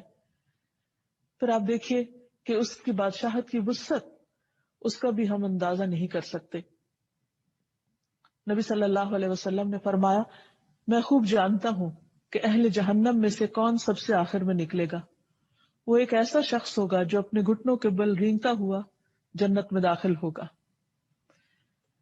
یعنی جہنم سے گھٹنوں کے بل گھسٹتا ہوا باہر نکلے گا تو اللہ سبحانہ تعالیٰ اسے حکم دیں گے کہ جاؤ جنت میں داخل ہو جاؤ۔ وہ جنت میں آئے گا، لیکن اسے ایسے معلوم ہوگا کہ جیسے جنت بھری ہوئی ہے، تو واپس اللہ تعالیٰ کے پاس جائے گا اور کہے گا، یا رب جنت تو بھر گئی ہے۔ اللہ تعالیٰ اسے فرمائیں گے کہ جاؤ جنت میں چلے جاؤ۔ پھر وہ جائے گا، پھر وہ دیکھے گا کہ جنت بہت آباد ہے، وہ واپس آئے گا اور کہے گا، اے رب جنت تو بھری ہوئی معلوم ہوتی ہے، میں نے جنت کو بھرا ہوا پایا ہے۔ تو اللہ تعالیٰ پھر فرمائے گا کہ جاؤ جنت میں داخل ہو جاؤ، میں تمہیں دنیا کی مانند اور اس سے 10 گنا زیادہ دیتا ہوں. سوچئے اس دنیا میں کیا کچھ، یعنی عام طور پر ایک انسان کے بس میں نہیں کہ وہ ایک انسان کیا، آج تک اتنی تحقیقات ہوئی، اتنا کچھ انسانوں نے پڑھا لکھا، بڑی بڑی یونیورسٹیاں قائم ہوئی، لیکن پوری زمین کو ایکسپلور نہیں کر سکے اور اس کے پورے خزانوں کو بھی. تو اللہ سبحانہ وتعالیٰ جہنم سے نکلنے والے آخری شخص سے فرمائے گا کہ جاؤ میں تمہیں دنیا اور اس جیسی 10 دنیایں تمہیں دیتا ہوں، اور یہ وہ ہے جو سب سے آخر میں جنت میں پہنچنے والا ہوگا. تو آپ خود سوچئے کہ جن کو جنت الفردوس عطا ہوئی اور جن کو جنت کے بلند درجات نصیب ہوئے، ان کو کیا کچھ اللہ تعالیٰ عطا فرمائیں گے. یہ ہے اصل بادشاہ، حقیقی بادشاہ، کہ جس کو جتنا دینا چاہے وہ دے سکتا ہے، اور سب کچھ دینے کے بعد بھی اس کے اپنے خزانوں میں کچھ کمی واقع نہیں ہوتی. تو وہ شخص اس پر بہت حیران ہو جائے گا اور کہے گا کہ یا رب تو مجھ سے مذاق کرتا ہے، واقعی اتنا کچھ، یعنی اسے یقین نہیں آئے گا کہ اتنا کچھ بھی مل سکتا ہے.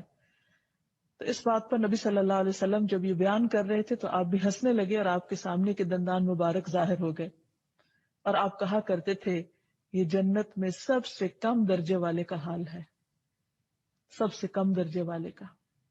اور آج انسان دنیا کی حقیر چیزوں کے پیچھے اپنا دین ایمان بیچ ڈالتا ہے اور اللہ سبحانہ تعالیٰ کو ناراض کر دیتا ہے، اور یہ بھول جاتا ہے کہ اصل اختیار غلبہ اللہ سبحانہ تعالیٰ کے پاس ہے، اور وہ اپنے فیصلوں میں خود مختار ہے، جو چاہے کرے. اللہ سبحانہ تعالیٰ وقتی طور پر دنیا میں جب کسی کو کوئی بھی نعمت دیتا ہے تو عام طور پر شیطان اس کے دل میں غرور اور تکبر ڈالنے لگتا ہے، اور اگر کچھ اختیار اور اقتدار مل جائے تو یہ چیز اور بڑھنے لگتی ہے، اور اللہ سبحانہ تعالیٰ کو بندوں کی یہی چیز پسند نہیں. رسول اللہ صلی اللہ علیہ وسلم نے فرمایا، اللہ عز و جل فرماتے ہیں کہ تکبر میری چادر ہے اور عظمت میری ازار ہے، پس جو کوئی مجھ سے اس کے بارے میں جھگڑا کرے گا میں اسے آگ میں پھینک دوں گا. یعنی کسی بھی شخص کو خدا بننے کی ضرورت نہیں.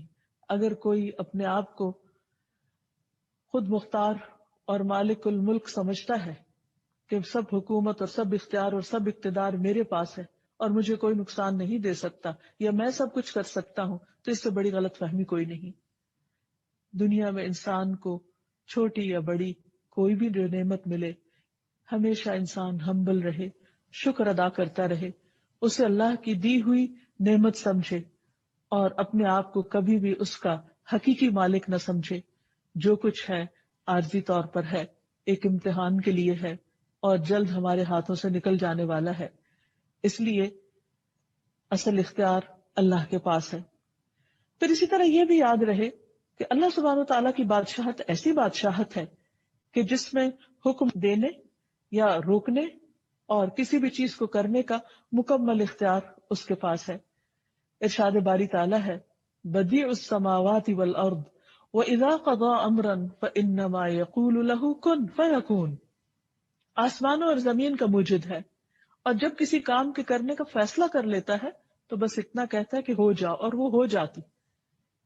آپ سوچئے کہ دنیا میں اگر کوئی حکم دیتا بھی ہے تو بعض اوقات اس کے حکم، اس کے آرڈیننس، اس کے فرمان کی کیا ویلیو ہوتی. بعض اوقات پوری پوری قوتیں صرف کر کے بھی ایک قانون کو نافذ نہیں کیا جا سکتا، جبکہ اللہ سبحانہ وتعالیٰ صرف اتنا ارادہ کرتے ہیں کہ ہو جاؤ، اور صرف کلمہ کن فرماتے اور سب کچھ ہو جاتا ہے، اور کوئی اس کو روکنے والا نہیں ہوتا. اور اسی لیے ہم ہر نماز کے بعد جو دعا پڑھتے ہیں یا پڑھنے کا حکم دیا گیا کہ اللہم لا مانع لما اعطیت ولا معطی لما منعت ولا ينفع ذا الجد منک الجد. اے اللہ، جسے تو دے اسے کوئی روکنے والا نہیں، اور جس سے تو روک دے اسے کوئی دینے والا نہیں، اور کسی مالدار کو اس کا مال تیری بارگاہ میں کوئی فائدہ نہ دے سکے گا. یعنی اگر دنیا میں کسی کے پاس کچھ بھی ہے تو وہ دنیا ہی کے چند دن کے فائدے کے لیے ہے، آخرت میں وہ مال دے کر اللہ کو راضی نہیں کر سکتا. پھر آپ دیکھیے کہ مخلوق پر، یعنی انسان ہو یا باقی حیوانات ہو یا جو بھی اللہ سبحانہ تعالیٰ نے چیزیں بنائی ہیں، بڑے بڑے ستارے اور سیارے جن کی پڑھائی کے بارے میں آج انسان تھوڑا بہت کچھ جانتا ہے. ان سب کو کنٹرول کس نے کیا ہوا ہے؟ ان سب پر کس کا حکم چل رہا ہے؟ اور کس نے ان کے لیے جو ضابطہ بنایا ہے اس پر وہ مکمل طور پر پابند بھی ہے اور اس میں کسی قسم کی کمی بیشی نہیں کرتے. اللہ سبحانہ تعالیٰ خود اس کے بارے میں فرماتے ہیں الم تعلم، کیا تم جانتے نہیں ہو ان اللہ لہو ملک السماوات والارض، کہ اللہ سبحانہ تعالیٰ ہی کے لیے آسمان و زمین کی بادشاہت. یعنی جتنا کچھ بھی تم دیکھ رہے ہو، یہ سورج، چاند، ستارے، یہ بلینز آف گیلیکسیز اور ان کے اندر ٹریلینز آف سٹارز، اور ان سب کا مسلسل چلتے رہنا، چلنا نہیں بلکہ پوری قوت کے ساتھ دوڑتے رہنا اور اس نظام میں کسی قسم کا خلل نہ آنا، یہ دراصل کس کے کنٹرول میں ہے، کس کے اختیار میں ہے، کس نے ان سب کو ایک ڈسپلن کے اندر رکھا ہوا ہے. آج ہمارے لیے تو ٹریفک کو کنٹرول کرنا مشکل ہو جاتا ہے، لیکن آسمانوں کی ٹریفک، خواہ وہ بادل ہوں یا ستارے اور کواکب ہوں، یہ تمام چیزیں صرف اور صرف اللہ کے حکم کے مطابق ہی چل رہی ہیں. اسی نے ان کو تھاما ہوا ہے اور ان میں سے کوئی ایک بھی اپنی راہ چھوڑ کر دوسری طرف نہیں جاتا. اگر ان میں سے کوئی ایک بھی اپنی مرضی کرنے لگے تو ہر چیز ٹکرا کر رہ جائے، یہ نظام درہم برہم ہو کر رہ جائے. تو اس سے یہ پتہ چلتا ہے کہ حقیقی بادشاہت ان سب پر دراصل اللہ ہی کی ہے. فرمایا یعذب من یشاء ویغفر لمن یشاء، جس کو چاہتا ہے عذاب دیتا ہے اور جسے چاہے بخش دیتا ہے. واللہ علی کل شیء قدیر، اور اللہ ہر چیز پر پوری قدرت رکھتا ہے. پھر اسی طرح رزق کے سارے معاملات بھی اسی کے اختیار میں ہیں.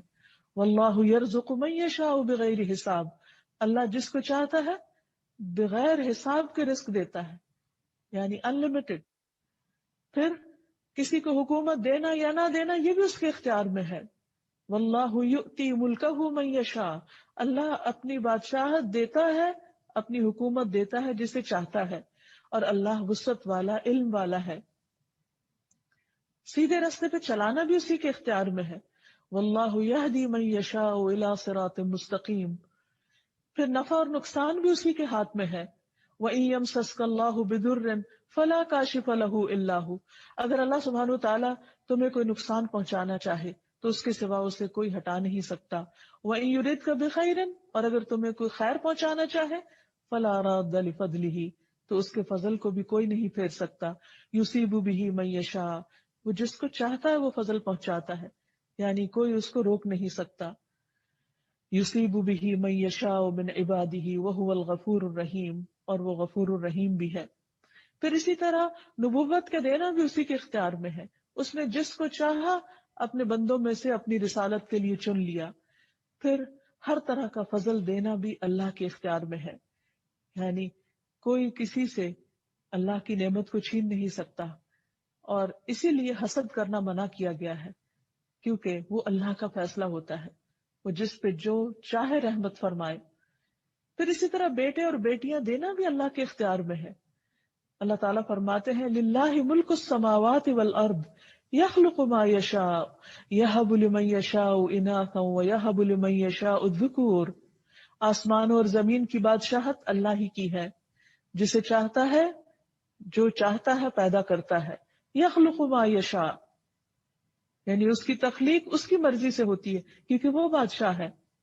جسے چاہتا ہے بیٹیاں عطا کرتا ہے، جسے چاہتا ہے بیٹے دیتا ہے، اور جسے چاہتا ہے ملا جلا کر دیتا ہے.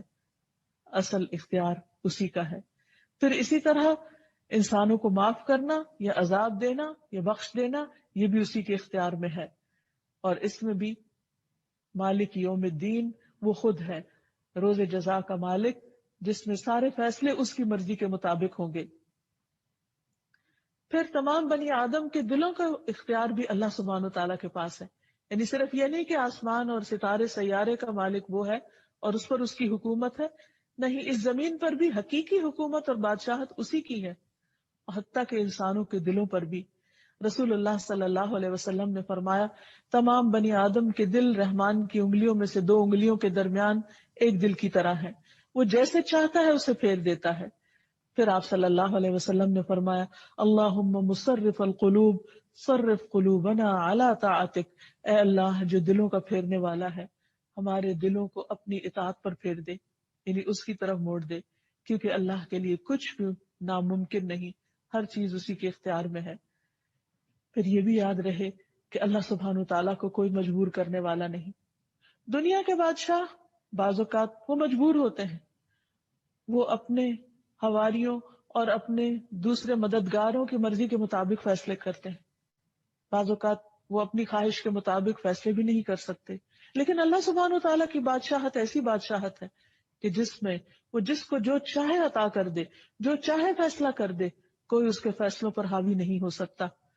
نبی صلی اللہ علیہ وسلم نے فرمایا، تم میں سے کوئی کبھی یوں نہ کہے کہ اللہ اگر تو چاہے تو مجھے معاف کر دے، تو چاہے تو مجھ پر رحم فرما، نہیں، بلکہ پورے عزم سے مانگے، کیونکہ اللہ جو چاہے کرتا ہے، وہ جو چاہے کرتا ہے، کوئی اسے مجبور کرنے والا نہیں، اس لیے اس سے خوب اچھی طرح پورے یقین اور اعتماد کے ساتھ مانگو۔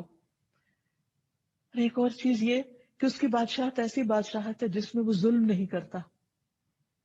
دنیا میں اگر انسان کو چند انسانوں پر بھی کچھ اختیار مل جائے تو اس اختیار کی وجہ سے بعض اوقات وہ ان کے حقوق مارنے لگتا ہے یا ان پر ظلم کرنے لگتا ہے، ان کو اپنے کنٹرول میں لینے لگتا ہے، لیکن اللہ سبحانہ و تعالیٰ کسی پر ظلم نہیں فرماتا۔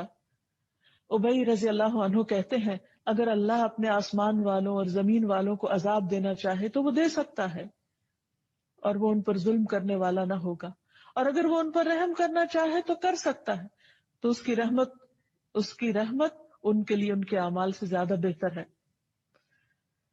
تو بہرحال اگر ہمیں یہ یقین ہو جائے کہ حقیقی بادشاہ وہ ہے، تو پھر ہم سب اس کے آگے عاجزی کرنے والے ہوں، اس سے ڈرنے والے ہوں، اس سے مانگنے والے ہوں، اور اسی کے سامنے اپنی حاجات رکھنے والے ہوں۔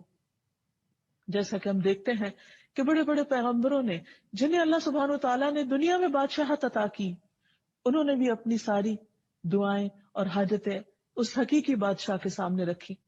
مثلاً یوسف علیہ السلام، اللہ سبحانہ وتعالیٰ نے ان کو ایسی حکومت عطا کی کہ جس میں پورا پورا اختیار دیا، لیکن انہوں نے کیا مانگا؟ رب قد آتیتنی من الملک وعلمتنی من تأویل الاحادیث فاطر السماوات والارض انت ولی فی الدنیا والآخرہ توفنی مسلما والحقنی بالصالحین۔ اے میرے رب، بے شک تو نے مجھے حکومت سے حصہ دیا اور باتوں کی اصل حقیقت سے سکھایا، یعنی باتوں کی تہ تک پہنچنا سکھایا۔ آسمان اور زمین کے پیدا کرنے والے، دنیا اور آخرت میں تو ہی میرا مددگار ہے۔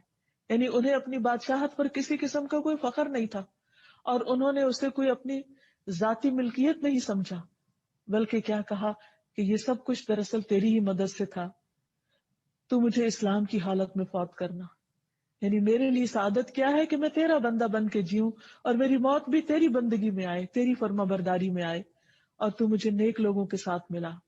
یعنی دنیا کی بادشاہت پر انہوں نے کس چیز کو فوقیت دی؟ اللہ سبحانہ تعالیٰ کی رضا کو اور نیک بندوں کی صحبت کو۔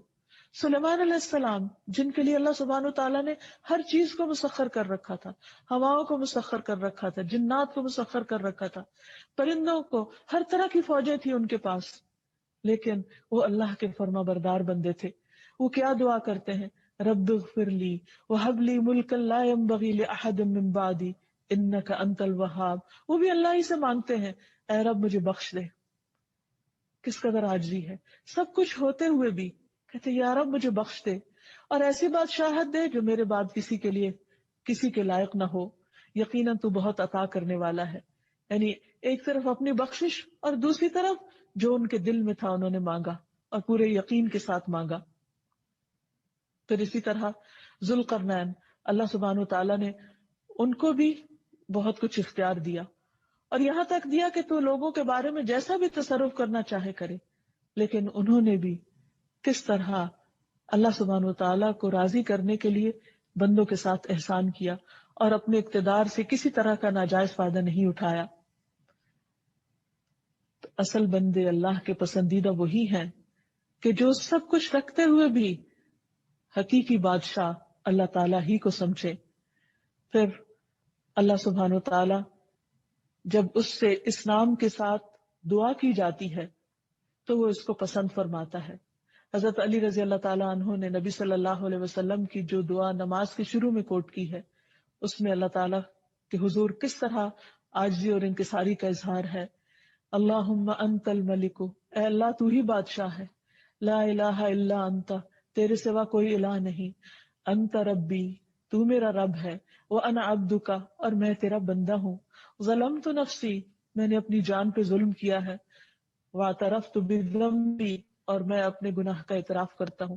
فاغفر لی ذنوبی جمیعا، اللہ تو میرے سارے گناہوں کو معاف کر دے. انہ لا یغفر الذنوب الا انت، تیرے سوا گناہوں کو کوئی معاف نہیں کر سکتا. واہدنی لاحسن الاخلاق، اللہ مجھے بہترین اخلاق عطا کر. لا یہدی لاحسنها الا انت، تیرے سوا بہترین اخلاق کی طرف کوئی رہنمائی نہیں کر سکتا.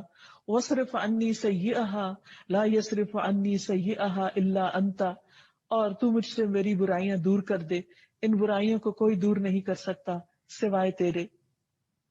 پھر اسی طرح نبی صلی اللہ علیہ وسلم قیام کی حالت میں یہ دعا پڑھا کرتے تھے: سبحان ذی الجبروت والملکوت والکبریاء والعظمہ. آپ صلی اللہ علیہ وسلم کا مقام کتنا بلند ہے، لیکن جب اللہ کے حضور ہاتھ باندھ کر کھڑے ہوتے تو کس طرح اپنے رب کی تعریف بیان کرتے.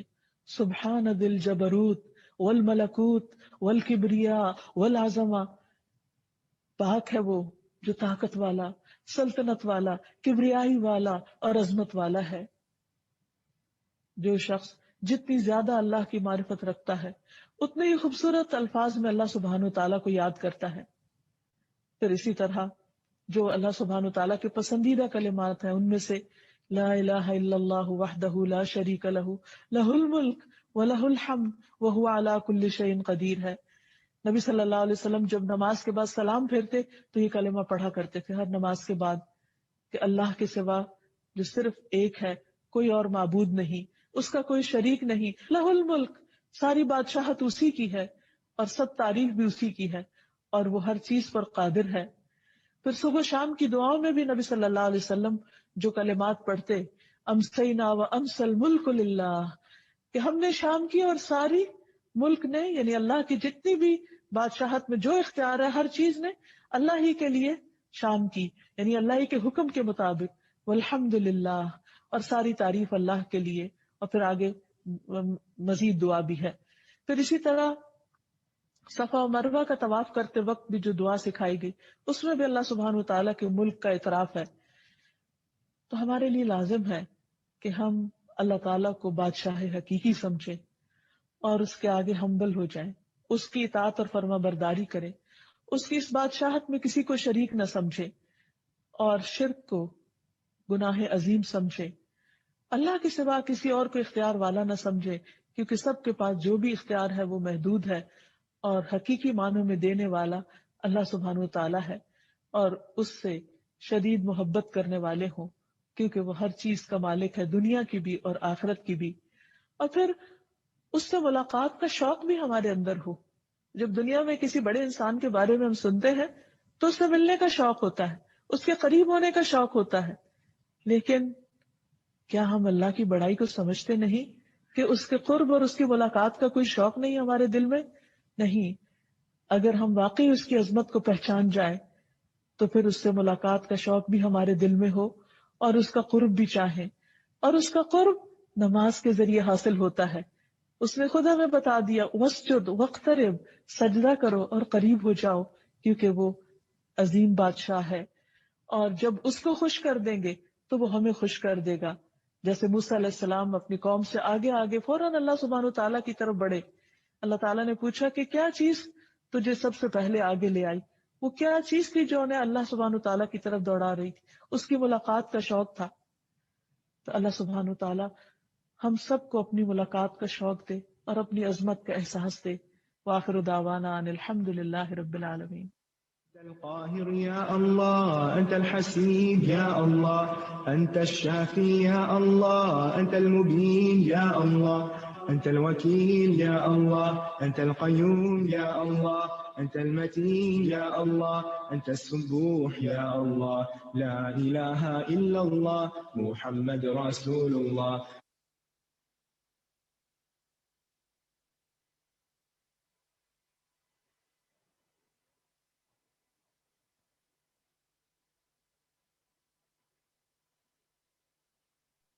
السلام علیکم ورحمۃ اللہ وبرکاتہ.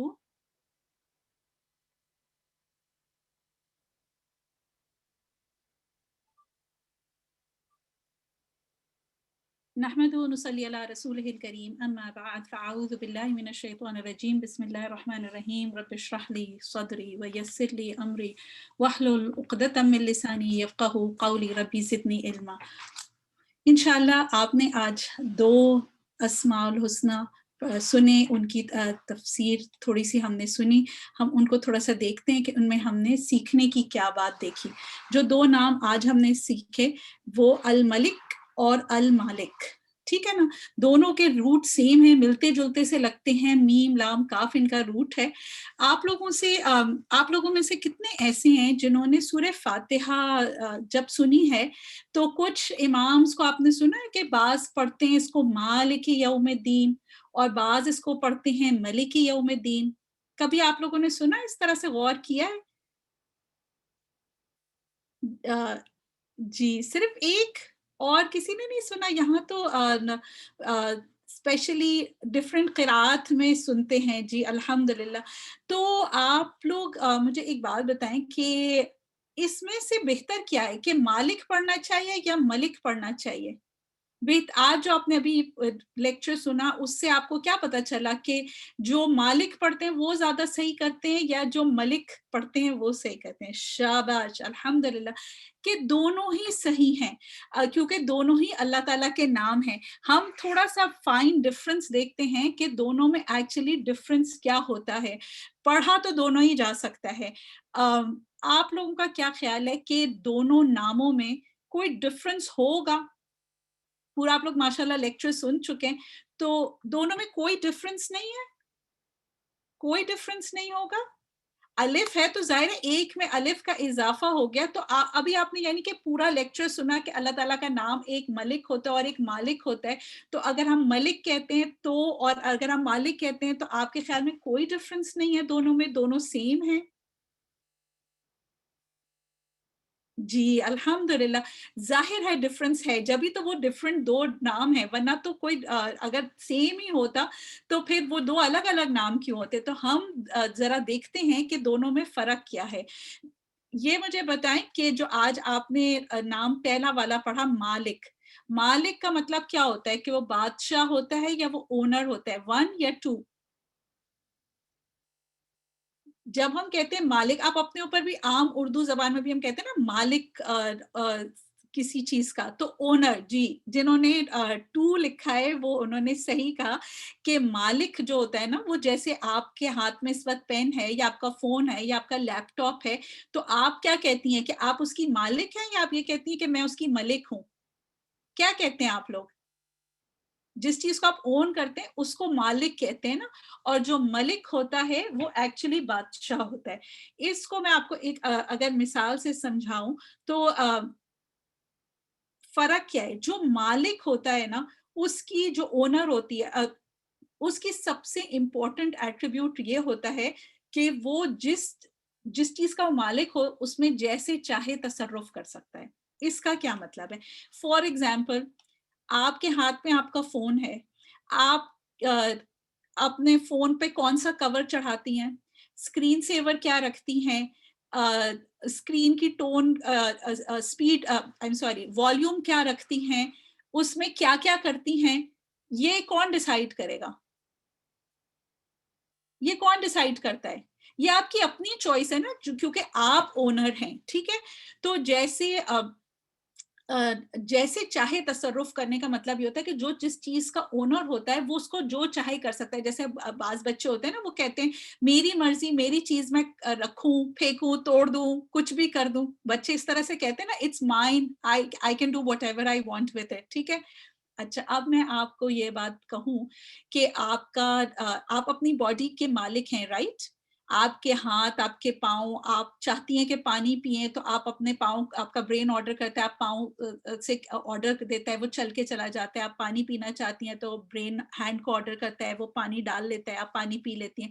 تو آپ اپنی باڈی کی مالک ہیں یا نہیں ہیں؟ یس اور نو؟ ہے نا، کہ جب آپ اپنی باڈی سے جو کروانا چاہتی ہیں کام کروا لیتی ہیں. اب میں آپ کو یہ کہوں کہ اگر آپ اپنی باڈی کی مالک ہیں تو اپنا چیسٹ کے اندر ہاتھ ڈال کے ذرا مجھے دل نکال کے دکھائیے. آئی ایم ناٹ شیور کہ آپ کا دل کس کلر کا ہے اور کس سائز کا ہے, آپ کے پاس دل ہے بھی یا نہیں ہے. آپ اپنی باڈی کے اندر ہاتھ ڈال کے اس کو باہر نکال کے دکھائیں, تو آپ کیا جواب دیں گے؟ آپ مجھے یہی کہیں گے نا باجی آپ نے, لگتا ہے آپ کو بہت نیند آ رہی ہے, آپ کس طرح کے سوالات پوچھ رہی ہیں. You can't do it. The fact that you can't do it tells you what? آپ اپنی باڈی کی مالک تو ہیں لیکن آپ کچھ کام نہیں کر پا رہی ہیں, تو پھر اس سے کیا پتا چلا آپ کو, آپ کی کیا بات سمجھ میں آئی کہ we don't have complete and absolute authority. ٹھیک ہے, اس سے ہمیں یہ پتا چلا کہ ہم مالک تو ہیں لیکن ہم محدود مالک ہیں, ہم مکمل اتھارٹی نہیں رکھتے, جبکہ اللہ تعالیٰ اس طرح کا اونر ہے کہ وہ جس چیز کے ساتھ جو چاہے اس طرح سے تصرف کر سکتا ہے. ٹھیک ہے, یہ پوائنٹ آپ کو سمجھ میں آیا کہ جو حقیقی مالک ہے اس کے اندر یہ ایٹریبیوٹ ہونا ضروری ہے کہ اس کے ساتھ جو چاہے وہ کر سکے. لیکن ہم کہتے تو ہیں کہ ہم اس چیز کے مالک ہیں, اس چیز کے مالک ہیں, لیکن ہم ہر چیز کے ساتھ وہ نہیں کر سکتے جو ہم جیسا ہم چاہیں. ٹھیک ہے, اچھا اب آپ آئیے ملک. ملک کہتے ہیں بادشاہ کو. ٹھیک ہے, بادشاہ کے اندر جو سب سے امپورٹنٹ ایٹریبیوٹ ہونا چاہیے وہ یہ ہونا چاہیے کہ اس کی اتنی اتھارٹی ہونی چاہیے کہ وہ جو فیصلہ نافذ کرنا چاہے وہ نافذ کر سکے. اس کی اگر میں آپ کو بیسٹ ایگزامپل دے سکوں تو میں آپ کو یہ ایگزامپل دوں گی کہ جیسے آپ کی یو کے کی کوئین ایلزابتھ ہے, آپ کا کیا خیال ہے کہ وہ ریئل مونارک ہے یا وہ صرف ان نیم اونلی ہے؟ کیا وہ واقعی اس کے پاس کوئی اتھارٹی ہے؟ وہ آپ کے خیال میں ملک کا بجٹ وہ بناتی ہے, اس کی مرضی سے کانسٹیٹیوشن چلتی ہے, اس کی مرضی سے جو حکومت کے احکامات ہیں وہ کوئین کی مرضی سے چلتے ہیں؟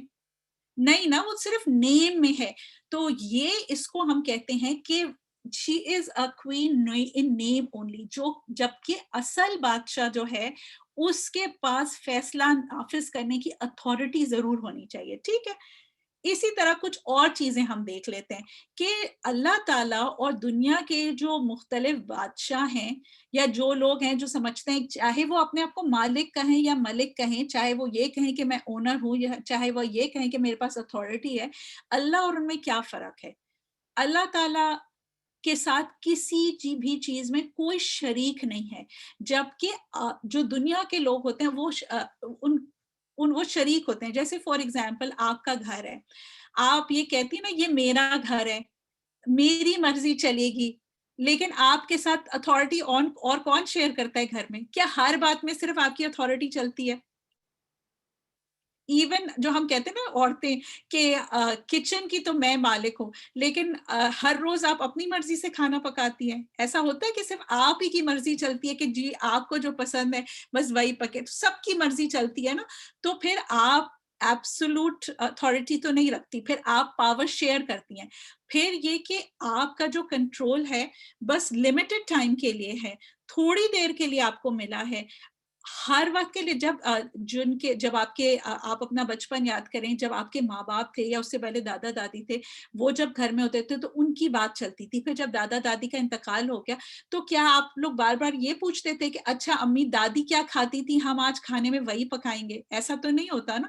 تو جو گزر جاتا ہے پھر اس کی کوئی بات نہیں رہتی, جبکہ اللہ تعالیٰ جو ہے اللہ تعالیٰ از ایور لاسٹنگ, تو ان کا اللہ تعالیٰ کا control is also ever lasting. اسی طرح ہم لوگ کبھی کبھی ہمارے پاس لمیٹڈ نالج ہے, تو ہم بعض دفعہ ایسا ہوتا ہے نا ہم مس انفارمیشن کی بیسس پہ کچھ فیصلہ کر لیتے ہیں, یا ہمیں کمپلیٹ انفارمیشن نہیں ہوتی. اسپیشلی جیسے میں ماؤں کی ایگزامپل دوں گی کہ جب بچے ہوتے ہیں, ایک چھوٹا بچہ ہوتا ہے وہ آ کے کہتا ہے بھائی نے مجھے مارا, ہم فوراً بھائی کے خلاف ایکشن لے لیتے ہیں. ایسا ہوتا ہے نا, چھوٹی بہنیں اگر آ کے کہتی ہیں بھائی نے مجھے مارا ہے تو ہم بھائی کو ہمیشہ سزا دے دیتے ہیں, اور بعد میں پتہ چلتا ہے ایکچولی بہن نے بھی کچھ بگاڑا تھا تو بھائی نے اس سے ریاکشن کیا, رائٹ.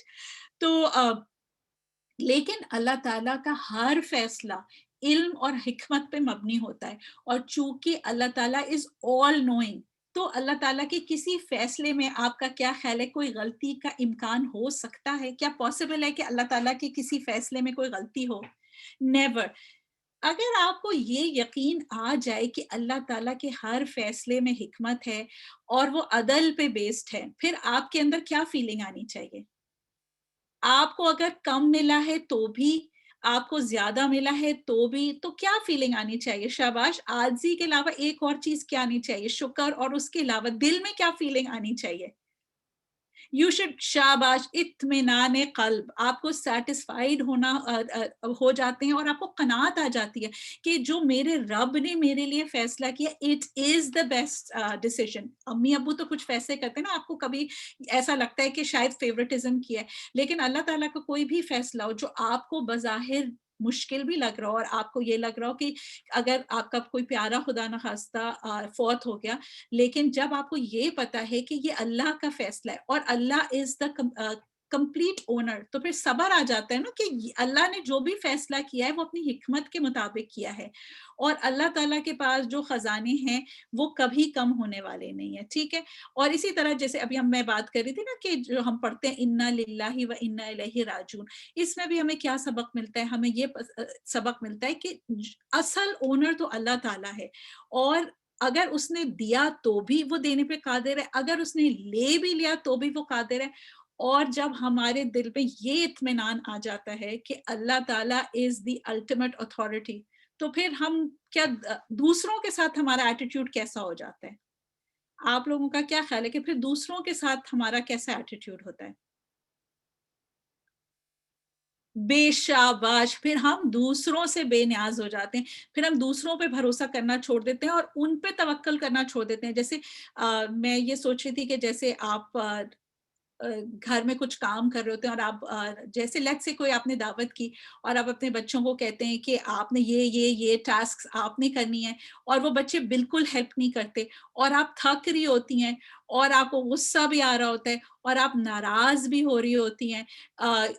تو اس وقت اگر آپ یہ بات یاد کر لیں کہ جو بھی کچھ آپ کر رہی ہیں وہ آپ اللہ تعالیٰ کے لیے کر رہی ہیں اور اس کا ریوارڈ بھی اللہ تعالیٰ نے دینا ہے، تو پھر صبر آ جاتا ہے نا. ایسا ہوتا ہے نا کہ اگر پھر دنیا میں کوئی نہ بھی ہیلپ کرے اور آپ اللہ تعالیٰ سے مانگے، آپ بجائے بچوں سے مانگنے کے کہ بچوں آ کے میری ہیلپ کرو، آپ اللہ تعالیٰ سے مانگے کہ اللہ تعالیٰ اس وقت I am unable to do all this, آپ میری مدد فرمائیں، تو اللہ تعالیٰ آپ کی غیب سے مدد کرنے پہ قادر ہے. اللہ تعالیٰ کے پاس تو ایسی آرمیز اور وہ لشکر ہیں جن سے وہ مدد کر سکتے ہیں، فرشتے بھیج کے مدد کر سکتے ہیں جن کا آپ کبھی گمان بھی نہیں کر سکتے. ہمارا مسئلہ کیا ہے کہ ہم دنیا میں پھنس جاتے ہیں، ہم اپنے آس پاس بچوں کو یا شوہر کو یا فرینڈس کو دیکھتے ہیں اور ہم انہی سے مانگتے رہتے ہیں. تو جب آپ اللہ تعالیٰ پہ بھروسہ کرنا سیکھ جاتے ہیں تو پھر آپ لوگوں سے بے نیاز ہو جاتے ہیں. تو سیکھنے کی آج کی جو ہماری امپورٹنٹ باتیں ہیں وہ یہ کہ ہمیں سب سے پہلے تو اللہ تعالیٰ کے فیصلوں پہ راضی ہونا ہے، کیونکہ اللہ تعالیٰ کا فیصلہ کس چیز پہ مبنی ہے؟ ابھی میں نے کیا بات کی کہ اللہ تعالیٰ کے فیصلوں پہ اور تقسیم پہ آپ کب راضی ہو جاتے ہیں؟ جب آپ کو یہ یقین ہوتا ہے کہ اللہ تعالیٰ کا فیصلہ عدل پہ مبنی ہے اور علم پہ مبنی ہے، شاباش، اور حکمت پہ مبنی ہے. پھر یہ کہ آپ اپنے آپ کو مملوک بن کر رہیں. مملوک بن کر رہنے کا کیا مطلب ہے؟ کہ آپ بندے ہیں، آپ کو جو بھی اللہ تعالیٰ نے اتھارٹی یا جو بھی چیز دی ہے وہ ٹیمپریرلی دی ہے، آپ اصل مالک نہیں ہیں. تو جب آپ کے دل میں یہ احساس آ جاتا ہے نا کہ میں اصل مالک نہیں ہوں، تو پھر خود بخود تکبر نکل جاتا ہے. چاہے آپ بعض دفعہ ہوتا ہے نا ہم آئینہ دیکھ کے خود خوش ہو رہے تھے کہ اچھا میرے بال اتنے اچھے ہیں یا میری اسکن اتنی اچھی ہے، لیکن جب آپ کو یہ احساس ہو جاتا ہے کہ یہ جو بھی دیا ہے یہ بھی اللہ تعالیٰ کا دیا ہوا ہے، تو آپ کو اس پہ شکر بھی آتا ہے، عاجزی بھی آتی ہے، اور یہ احساس بھی ہوتا ہے کہ چونکہ یہ اللہ تعالیٰ نے آپ کو ٹیمپریری دیا ہے، آپ اس کے مکمل مالک نہیں ہیں، تو آپ کو اللہ تعالیٰ کی مرضی کے مطابق بھی خرچ کرنا ہے اور اس کے استعمال میں محتاط بھی ہونا ہے اور دوسروں کا بھی حق نکالنا ہے. کیوں؟ کیونکہ الٹیمیٹ جو اونر ہے وہ ان نعمتوں کا حساب بھی لے گا، ہے نا، جب ہمیں یہ احساس ہو جاتا ہے. اور ہم نے یہ بھی آج بات پڑھی کہ بہت ساری جو دعائیں ہیں اور جو بہت سارے اذکار ہیں اس میں اللہ تعالیٰ کی بادشاہت کا ذکر آتا ہے. تو جب ہم بار بار یہ ریپیٹ کرتے ہیں کہ اللہ تعالیٰ اصل مالک ہے، اللہ تعالیٰ اصل بادشاہ ہے، تو اس سے ہمارے اندر کیا فیلنگ آنی چاہیے؟ ہمارے اندر اس سے आजी आनी चाहिए। और हमें, और जैसे कि उस्ताजा कह रही थी ना कि जैसे आपको जब किसी की बड़ाई का एहसास होता है तो आपका दिल उससे मिलने को भी तो चाहते हैं ना, जब आप वाकई इम्प्रेस हो। जैसे आप सबके, आई एम श्योर जो जो नहीं मिले हैं, जो ऑनलाइन स्टूडेंट्स हैं, आप सबका दिल चाहता है ना कि उस्ताजा से मिलें, कि वो आपके शहर में आए या कोई ऐसी बात हो। तो जो मुलाकात का शौक है, तो जो रब है, जो सबका सबसे बड़ा बादशाह है, तो हम सबको उसकी मुलाकात का शौक भी रखना चाहिए। अल्लाह ताला हम सबको तौफीक अता फरमाए कि हम अल्लाह ताला की अजमत को पहचाने, अल्लाह ताला की कदर जैसी करनी चाहिए वैसी कदर कर सकें, और उसके सामने बंदा बन के आजी के साथ रहें, और सिर्फ अल्लाह ताला से रुजू करें, उसके साथ किसी को शरीक नहीं करें, उसको वाकई बादशाह और हर चीज का मालिक समझते हुए उससे मांगे, क्योंकि अल्लाह ताला के खजानों में कोई कमी नहीं है। तो कभी डरते हुए ना मांगे, फुल कॉन्फिडेंस से मांगे जो भी चाहिए, क्योंकि सहाबा अकराम का भी यही उस अस्वा था कि वो छोटी सी छोटी और बड़ी से बड़ी चीज भी सिर्फ अल्लाह ताला से मांगते थे। अल्लाह ताला हमें तौफीक अता फरमाए कि हम इन सारी बातों को जो हम सीखते हैं उस पर अमल कर सकें। आखिर दावाना अनिल हम्दुलिल्लाहि रब्बिल आलमीन, सुब्हानकल्लाहुम्मा व बिहम्दिका, अशहदु अल्ला इलाहा इल्ला अंता, अस्तगफिरुका व अतूबु इलैक। अस्सलामु अलैकुम व रहमतुल्लाहि व बरकातुहू।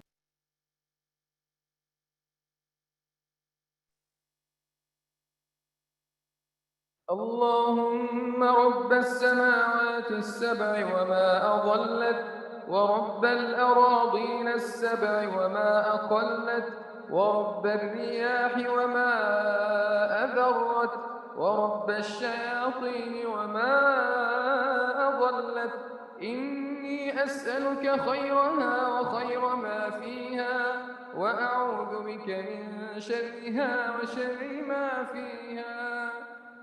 اللهم رب السماوات السبع وما أضلت، ورب الأراضين السبع وما أقلت، ورب الرياح وما أذرت، ورب الشياطين وما أضلت. إني أسألك خيرها وخير ما فيها، وأعوذ بك من شرها وشر ما فيها.